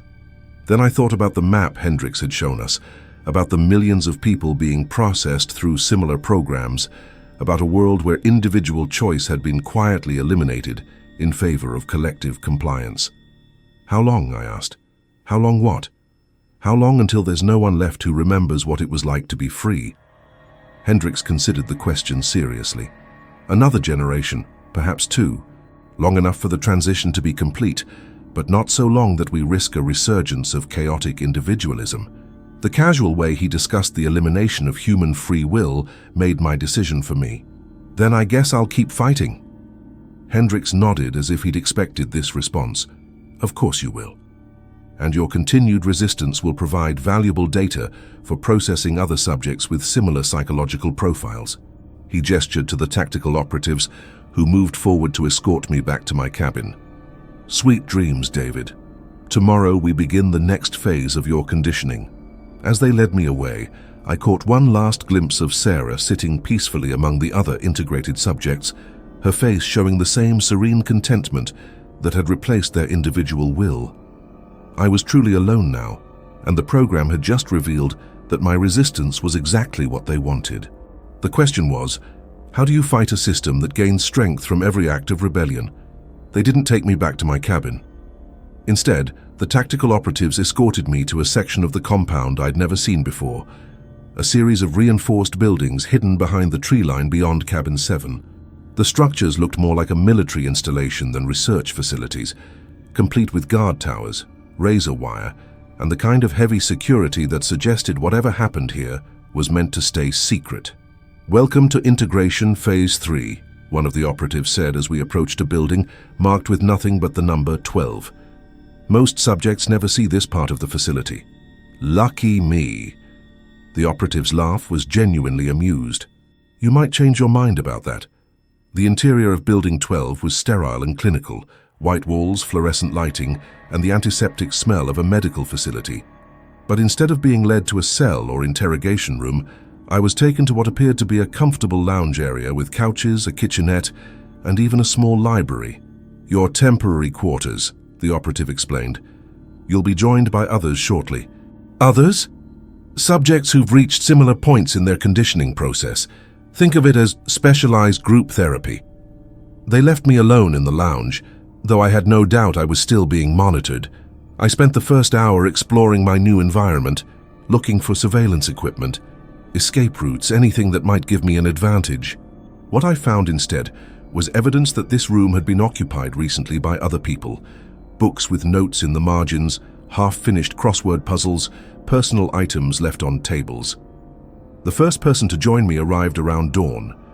She was a woman in her 40s, with the kind of weathered appearance that suggested extended time in harsh conditions.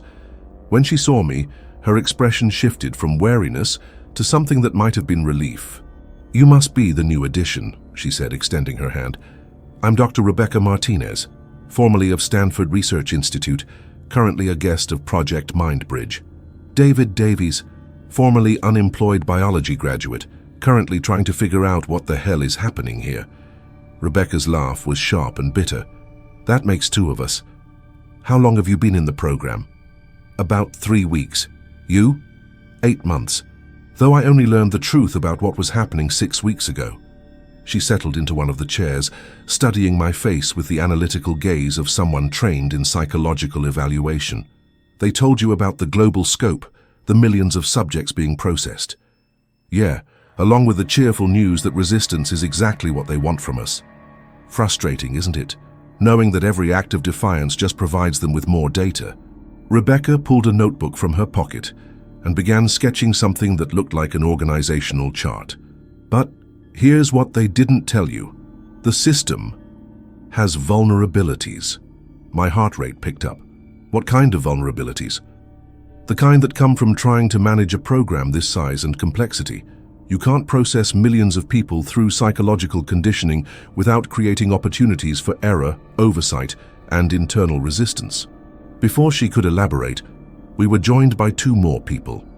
A man in his 30s who introduced himself as Marcus Kim, a former NSA cryptographer, and a woman who looked to be in her early 20s named Elena Vasquez, a former journalism student whose investigation into corporate training programs had led to her recruitment.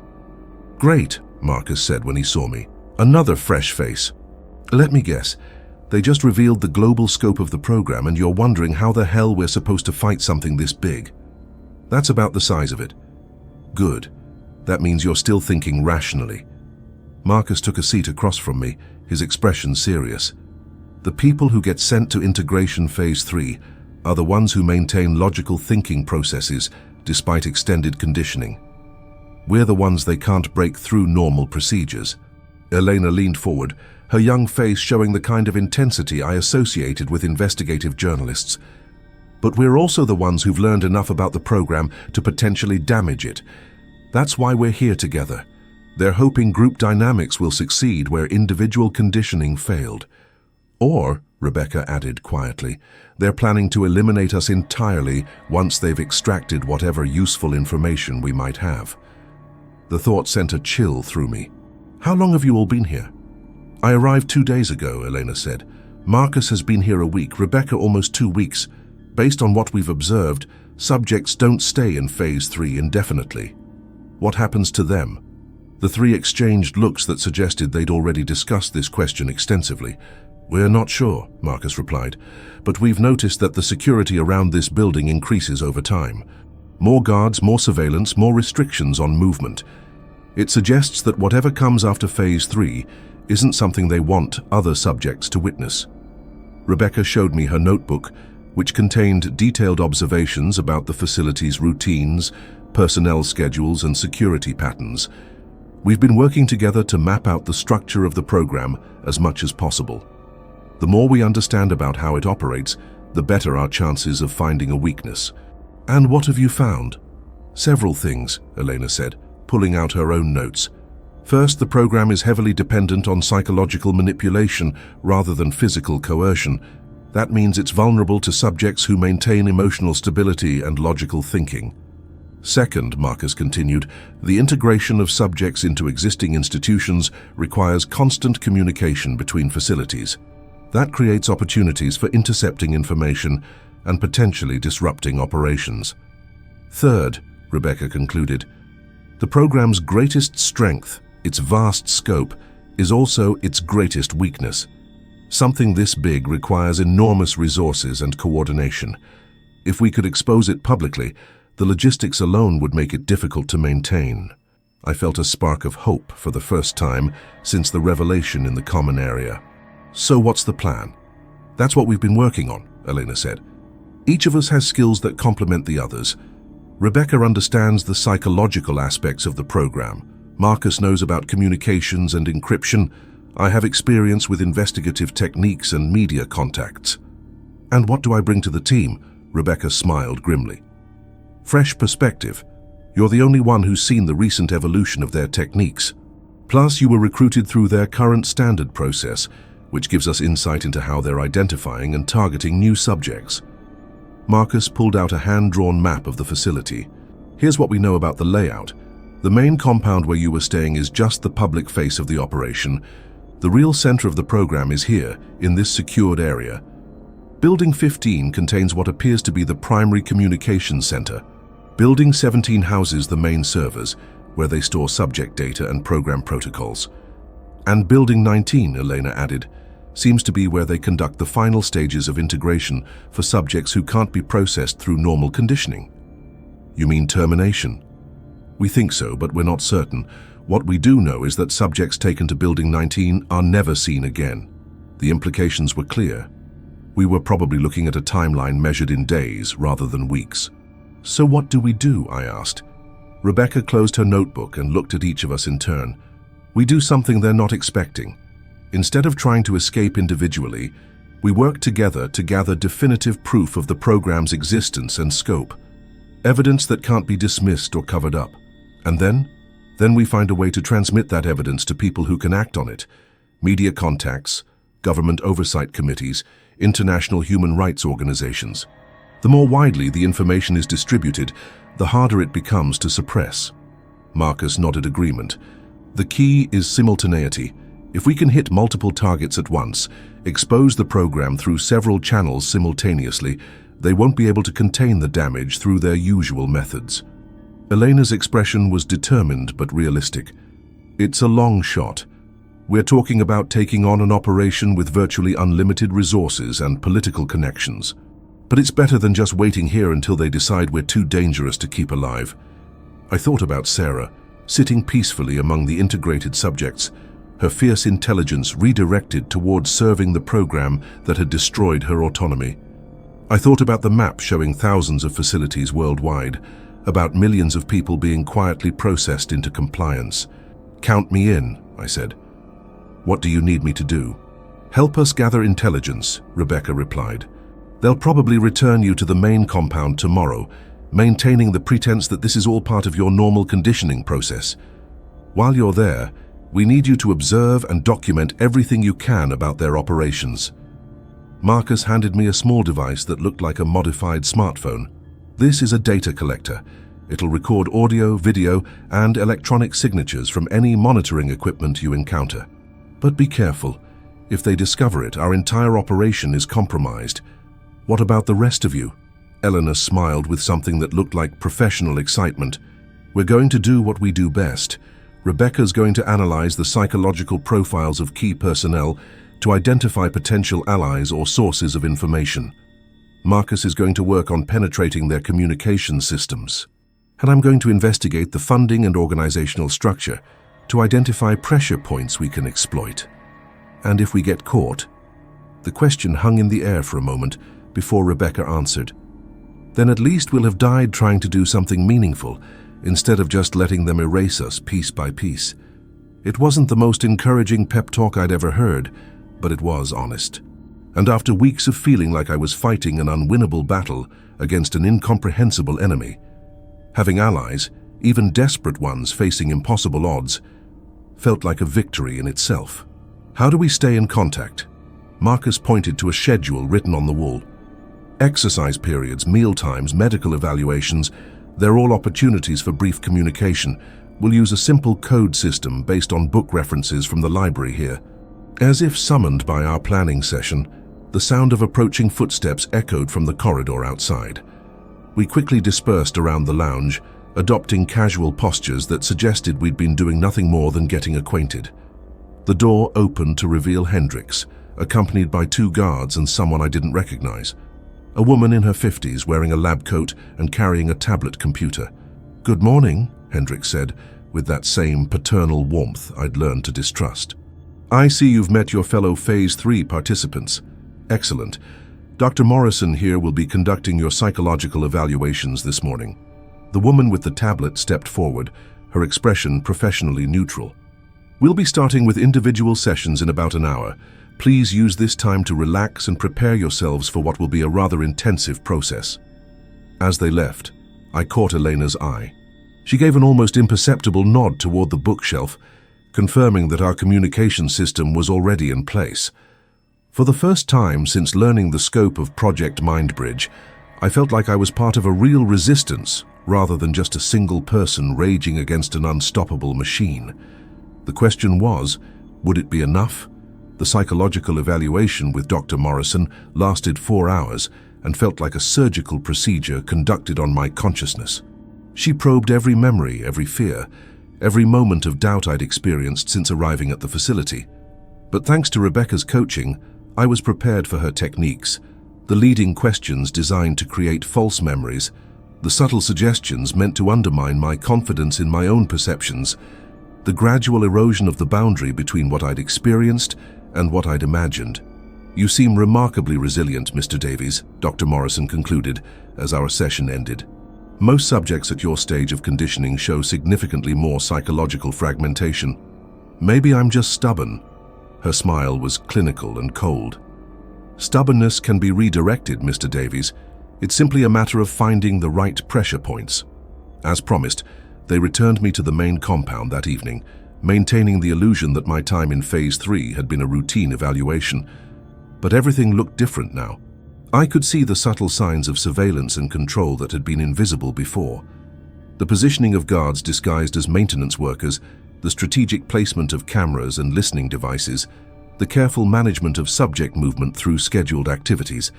Most unsettling, I could see how the integrated subjects moved through their daily routines with the mechanical precision of people following deeply embedded programming. Sarah was among them, helping to prepare dinner with the same methodical efficiency she'd once applied to gathering intelligence about the program. When our eyes met, she smiled with genuine warmth, but there was no recognition of our former alliance in her expression. "David," she called out, approaching with the friendly demeanor of someone greeting a casual acquaintance. "How was your evaluation? I hope Dr. Morrison wasn't too harsh with you." "It was fine," I replied carefully, studying her face for any sign that she was performing for surveillance rather than genuinely integrated. "That's good. The evaluations can be challenging, but they really do help you understand yourself better." Sarah's voice carried the conviction of someone who truly believed what she was saying. "I remember feeling so confused and paranoid when I first arrived here, but now I can see how much clearer my thinking has become." The conversation continued for several more minutes, with Sarah enthusiastically describing the peace she'd found in accepting the program's guidance. It was more disturbing than any physical torture could have been, watching someone I'd respected completely transformed into an advocate for their own psychological enslavement. But it also confirmed something Rebecca had suspected. The integration process was so complete that subjects couldn't even recognize their former resistance as valid. Sarah wasn't pretending to be compliant. She genuinely believed that her current state represented enlightenment rather than conditioning. That night, I used the data collector Marcus had given me to document everything I could about the compound's security measures and operational procedures. The device was remarkably sophisticated, recording not just audio and video, but also electromagnetic signatures from electronic equipment and even analyzing speech patterns for signs of psychological conditioning. What I discovered was chilling. Every conversation, every casual interaction, every moment of apparent normalcy was carefully scripted and monitored. The integrated subjects weren't just obeying the program. They were actively participating in the conditioning of newer arrivals, using techniques so subtle that even they weren't aware of their manipulative nature. The next morning brought the first phase of our resistance plan into action. During my scheduled work rotation at Cabin 5, I encountered Marcus, who had apparently been returned to regular duties after his own evaluation. We had only moments to communicate, but it was enough to exchange critical information. "Building 15 tonight," he whispered while pretending to check weather equipment. "Elena found the external transmission array. We can piggyback our signal onto their routine data uploads." Security? Rebecca identified 2 guards with psychological profiles, suggesting potential sympathy. She's working on creating opportunities for them to discover information that might turn them. The plan was audacious in its simplicity. Instead of trying to escape physically, we would use the program's own communication systems to transmit evidence to the outside world. Marcus had identified several upload windows when the facility's servers connected to external networks to transfer subject data and operational reports. If we could inject our own information into those transmissions, it would reach multiple destinations simultaneously, making it impossible to suppress completely. That evening, as the compound settled into its nighttime routine, I made my way toward Building 15 using maintenance tunnels that Elena had discovered during her reconnaissance. The facility's underground infrastructure was extensive, connecting all the major buildings through a network of service corridors, originally designed to protect sensitive communications from electromagnetic interference. I found Elena waiting for me at the junction point, her face grim with concentration, as she monitored guard patrols through a tablet she'd somehow acquired. "Marcus is already inside," she whispered. "But we have a problem." Dr. Morrison moved up the timeline for Phase 3 terminations. Rebecca overheard Hendricks ordering Building 19 to prepare for multiple subjects tomorrow morning. The news hit me like a physical blow. All of us? Probably, which means this is our only chance. Elena's expression hardened with determination. We either succeed tonight, or we don't get another opportunity. We made our way through the service tunnels toward Building 15, moving with the careful precision of people who understood that discovery meant death. The communications center was a marvel of technological sophistication, banks of servers and transmission equipment that could have serviced a major corporation. Marcus was already at work, his fingers flying over multiple keyboards as he accessed the facility's data streams. 5 minutes until the next upload window, he said without looking up. Elena, I need you to start transmitting your documentation to the prepared email addresses. David, connect your data collector to port 7 and begin the download process. As we worked, I became aware of activity elsewhere in the building. Footsteps in corridors, radio chatter, the sound of equipment being moved. Something was happening, but I couldn't determine whether it was routine operations or a response to our infiltration. Upload commencing, Marcus announced. We're sending terabytes of data to news organizations, government oversight committees, international human rights groups, and academic institutions across 6 continents. Even if they shut us down now, the information is already out there. Elena looked up from her tablet, her face pale with sudden realization. David, where's Rebecca? She was supposed to meet us here 10 minutes ago. Before I could answer, the lights in the communications center went out, replaced by the harsh red glow of emergency lighting. Through the building's internal communication system came a voice I recognized, Dr. Morrison. Dr. Martinez, Dr. Kim, Miss Vasquez, and Mr. Davies. Please terminate your activities and report to the main corridor immediately. Security personnel are waiting to escort you to your final evaluation. They have Rebecca, Elena said, her voice tight with fear and anger. Marcus's fingers never stopped moving across the keyboards. 80% uploaded. I need another 2 minutes to complete the transmission. The sound of heavy footsteps approached our location. Multiple people, moving with military precision. I moved to the door and peered through the security window. At least 8 tactical operatives were advancing down the corridor, equipped with weapons and what appeared to be non-lethal restraint devices. 1 minute, Marcus announced. The door exploded inward, filling the room with smoke and the harsh light of tactical flashlights. But instead of the immediate assault I expected, there was a moment of hesitation. In that pause, I heard a familiar voice. "David, Elena, get down!" Rebecca burst through the smoke, no longer the composed psychologist I'd known, but someone transformed by desperation and rage. She was armed with what appeared to be a security guard's weapon, and she was using it to hold back the tactical team. "I convinced 2 guards to help us," she shouted over the sound of shouting and radio chatter. "But they can't hold off the response team for long." "Upload complete," Marcus announced, his voice carrying a note of triumph even as the situation collapsed around us. "The data is transmitted. Whatever happens now, the truth is out there." But our moment of victory was short-lived. More security personnel poured into the building, overwhelming Rebecca's improvised allies and forcing us to fall back deeper into the communications center. We found ourselves trapped in the server room, surrounded by the very equipment we'd used to expose the program. Hendricks appeared in the doorway, flanked by Dr. Morrison and what appeared to be military officers. His paternal demeanor was gone, replaced by the cold efficiency of someone dealing with a containment crisis. "You've caused quite a disruption," he said, surveying the chaos we'd created.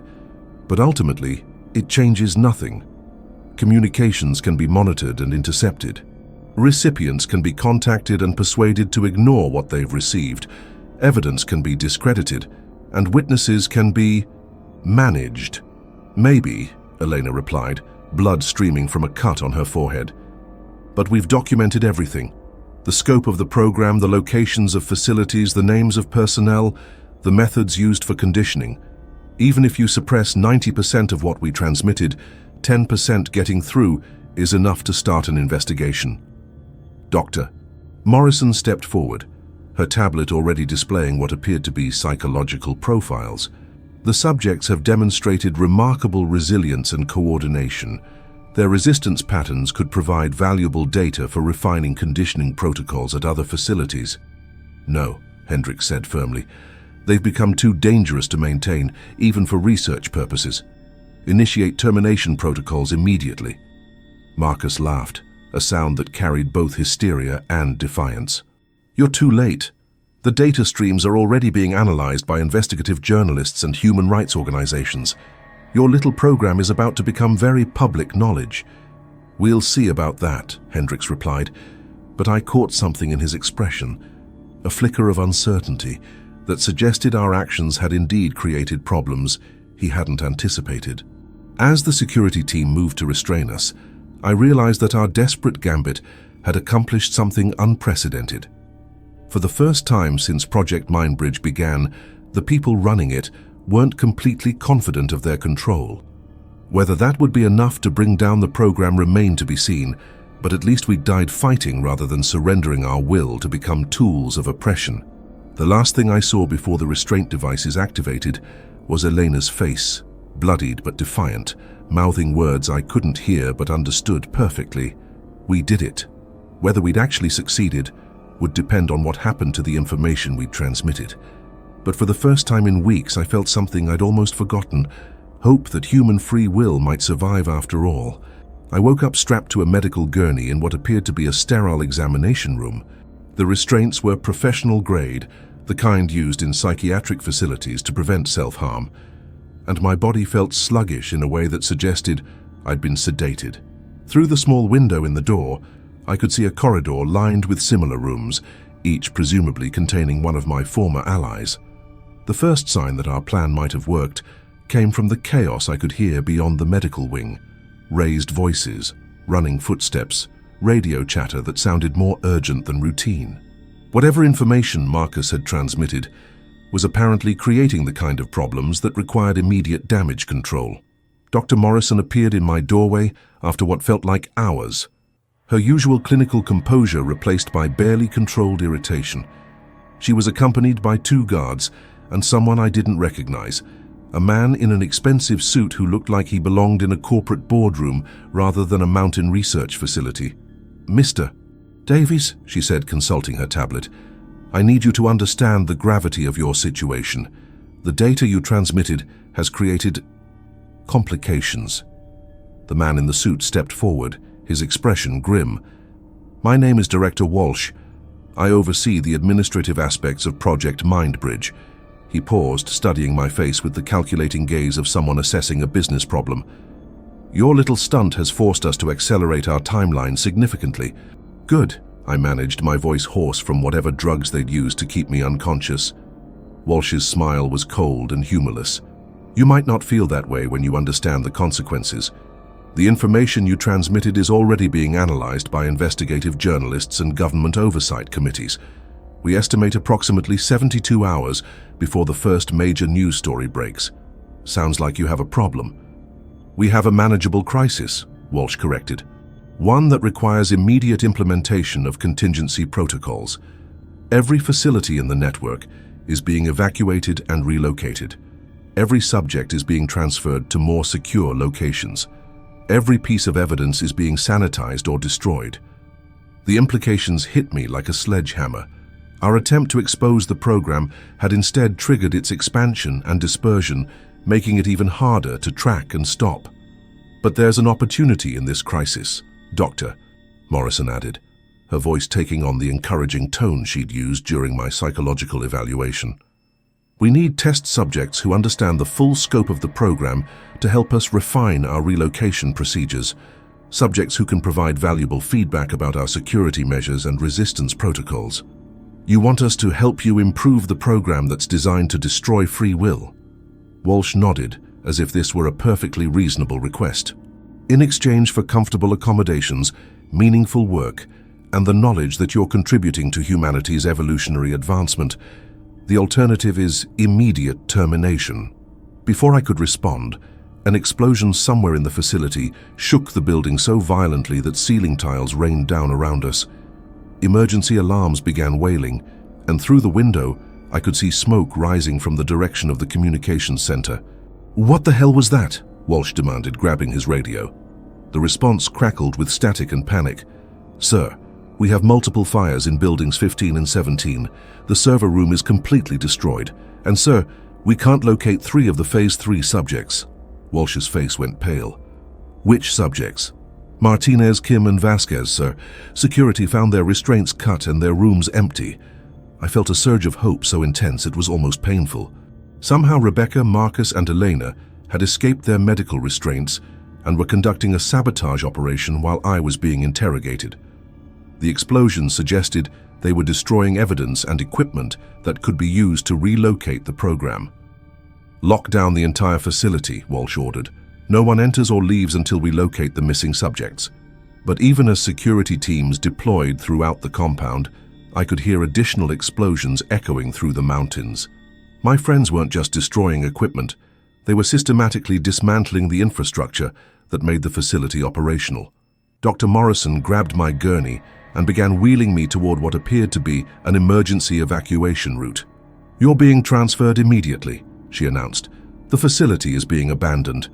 As we moved through corridors filled with smoke and emergency lighting, I caught glimpses of the chaos our resistance had created.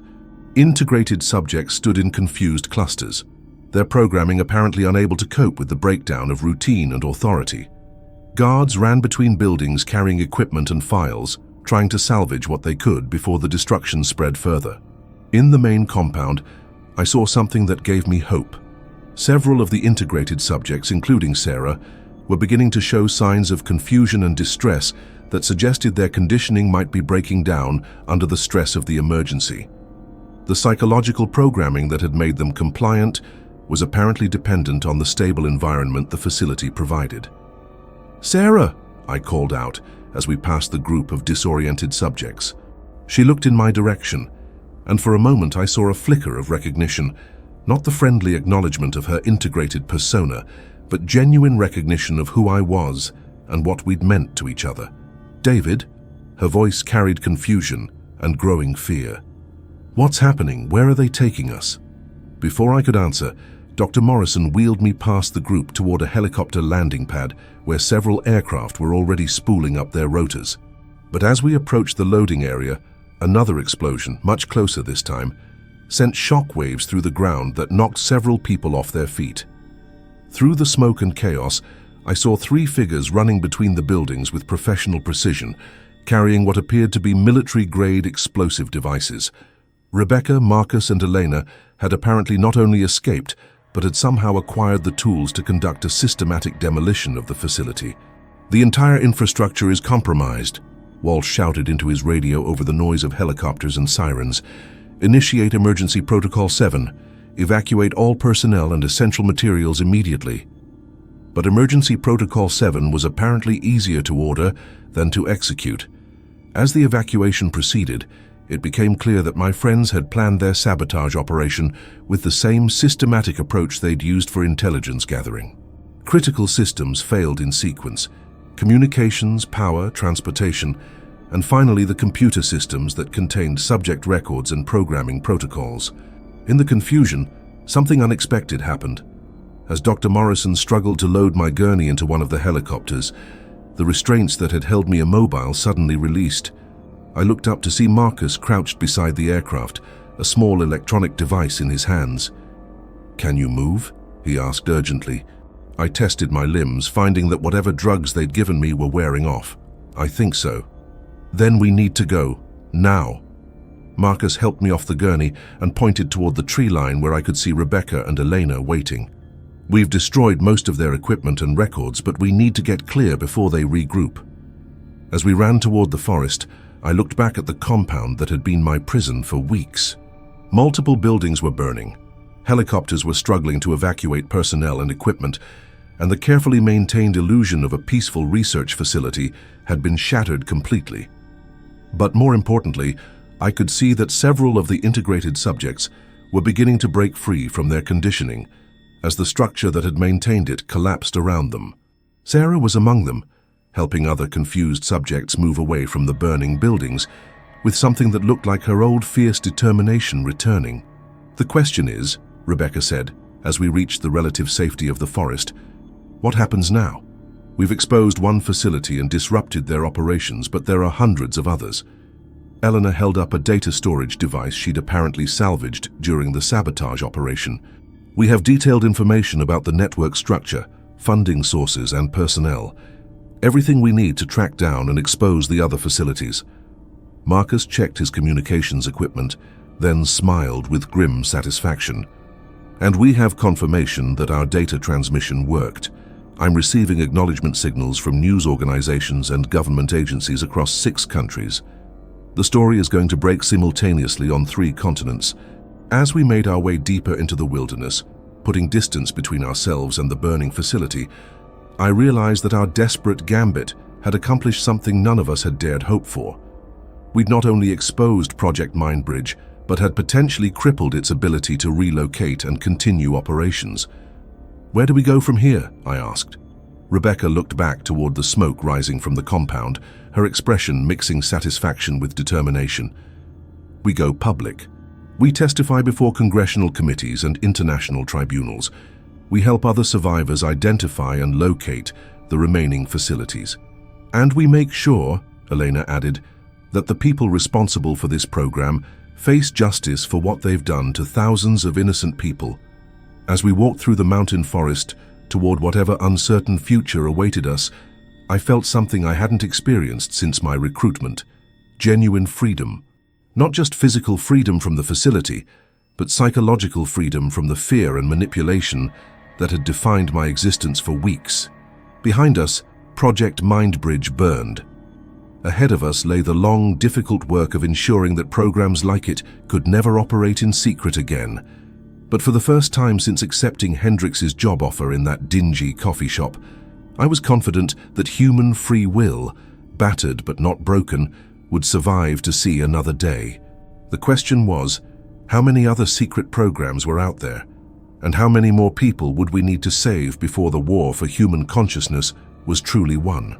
6 months later, the congressional hearing room felt like another kind of theater, with its formal procedures and carefully arranged seating, but this time I was performing by choice rather than manipulation. As I sat at the witness table, flanked by Rebecca, Marcus, and Elena, I could see the members of the House Oversight Committee struggling to process the scope of what we were describing. "Mr. Davies," Congressman Martinez said, leaning forward with the expression of someone trying to grasp an impossible reality, "you're asking us to believe that a clandestine program operated over 147 facilities across North America, processing thousands of unwilling subjects through psychological conditioning techniques." "I'm not asking you to believe anything, Congressman," I replied, gesturing to the massive collection of evidence displayed on screens around the room. "I'm providing you with documented proof. Server logs, financial records, personnel files, video evidence, and testimony from over 300 survivors who've come forward since our story broke." The past 6 months had been a whirlwind of media interviews, legal proceedings, and investigative cooperation. The story Elena had fought to tell had indeed broken simultaneously across 3 continents, triggering the largest investigation into government-sanctioned psychological experimentation since the MK Ultra revelations of the 1970s. But unlike those historical precedents, Project Mindbridge hadn't been a single agency's rogue operation.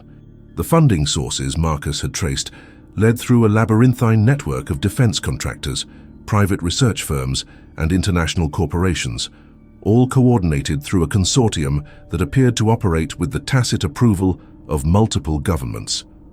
The financial records alone represent a 20-year investment of over $14 billion, Rebecca testified, her voice carrying the authority of someone who'd spent months analyzing the program's structure.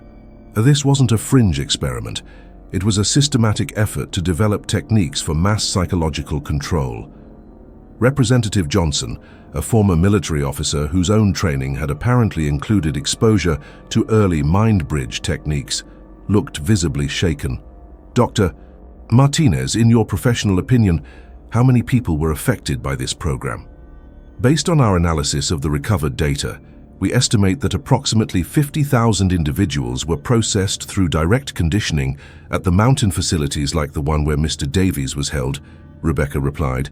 "But the techniques developed in those programs were then deployed through existing institutions, military training programs, prison rehabilitation initiatives, corporate management development, even some university research projects.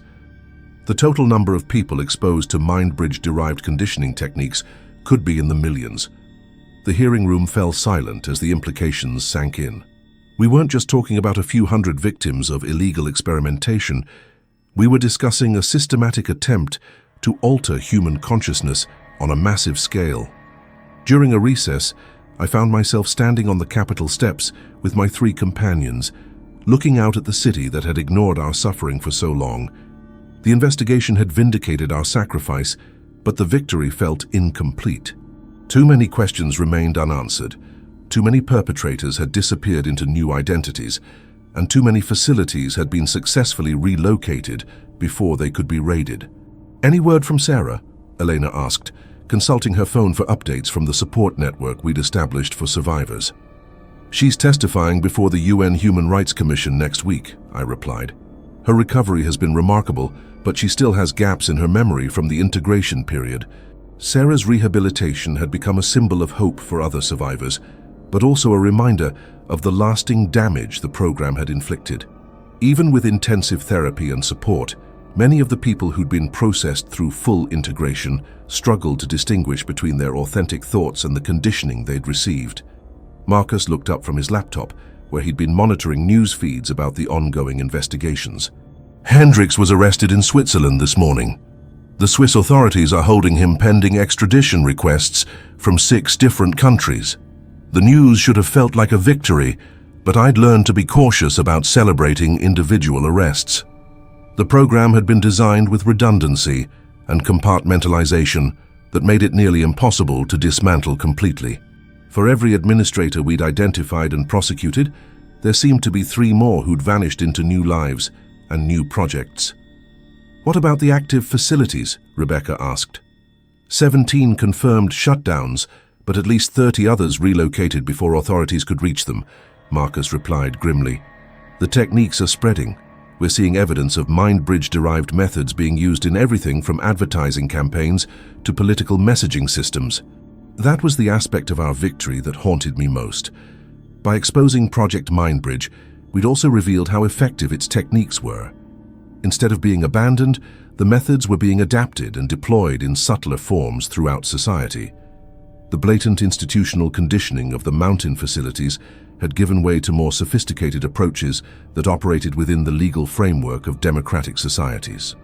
As we returned to the hearing room for the afternoon session, I reflected on how much had changed since that desperate coffee shop meeting with Hendricks.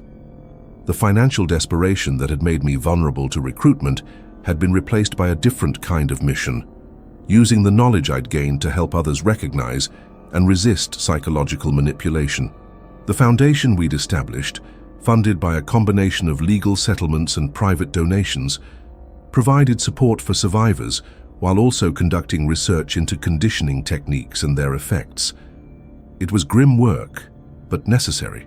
We'd learned that the war for human consciousness wasn't something that could be won through a single dramatic victory. It required constant vigilance and ongoing resistance. Mr. Davies, Congressman Martinez said as the hearing resumed, what recommendations would you make to prevent programs like Mindbridge from operating in the future? I'd been preparing for this question for months, but the answer still felt inadequate given the scope of the challenge. First, we need comprehensive oversight of any research involving psychological manipulation, regardless of its stated purpose or funding source. The techniques developed for legitimate therapeutic applications can too easily be weaponized for control. Second, we need better protection for whistleblowers and stronger consequences for institutions that engage in unauthorized human experimentation. The people who expose this program face death rather than legal protection. Third, we need public education about psychological conditioning techniques. The more people understand how their minds can be manipulated, the better they can resist those manipulations. And finally, I concluded, looking directly at the committee members, we need to acknowledge that the desire to control other people's thoughts and choices isn't limited to rogue programs or hostile governments. It exists within every institution, every organization, every system of power. Eternal vigilance isn't just the price of freedom. It's the only thing that keeps us human. The hearing concluded with promises of reform legislation and continued investigation, but I'd learned to be skeptical of institutional promises. Real change would come from the grassroots network of survivors and advocates who'd emerged from the wreckage of Project Mindbridge, people who understood the stakes because they'd lived through the alternative. That evening, as I sat in my Washington hotel room writing my testimony for the next day's session, I received an encrypted message through the secure communication system Marcus had established for survivor support. It was from someone identifying themselves only as Subject 412 at a facility they called Pine Ridge Research Station. The message was brief but chilling. They're still here. They're still operating. We need help. I forwarded the message to Rebecca and Elena, then began planning our response. The investigation had exposed one network, but it was becoming clear that others existed, possibly dozens of them, spread across the globe, using refined techniques that incorporated lessons learned from our successful resistance at the mountain facility. The work wasn't finished. It might never be finished. But as I looked out at the lights of the nation's capital, where lawmakers were drafting legislation to prevent future abuses and investigators were following money trails to uncover hidden facilities, I felt something I hadn't experienced during those terrifying weeks in the mountains. Hope. Not hope for a final victory. The human desire to control other humans was too fundamental to be eliminated completely. But hope that resistance was possible, that truth could still triumph over sophisticated deception, and that individual consciousness could survive even the most systematic attempts to erase it. The mountain facility where my journey began was now a blackened ruin, its buildings demolished and its equipment destroyed, but the principles it had represented, the belief that human free will was a problem to be solved rather than a right to be protected, lived on in countless other forms.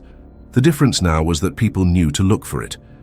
We'd created a network of survivors, investigators, and advocates who understood the signs of psychological manipulation and had the tools to resist them.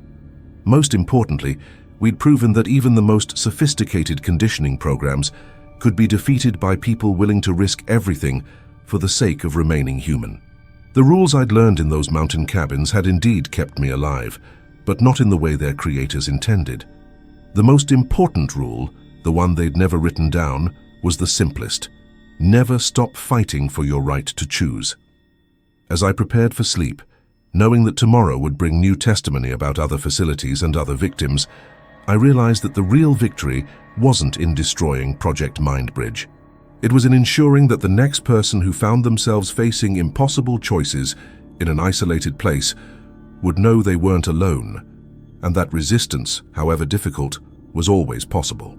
The war for human consciousness would continue, fought in congressional hearing rooms and courtrooms, in support groups and research facilities, in the minds of individuals choosing between compliance and resistance every single day. But tonight at least I could sleep, knowing that we'd proven something important. The human spirit, battered and manipulated and systematically attacked, could still choose to remain free. And that choice, ultimately, was the only thing that mattered.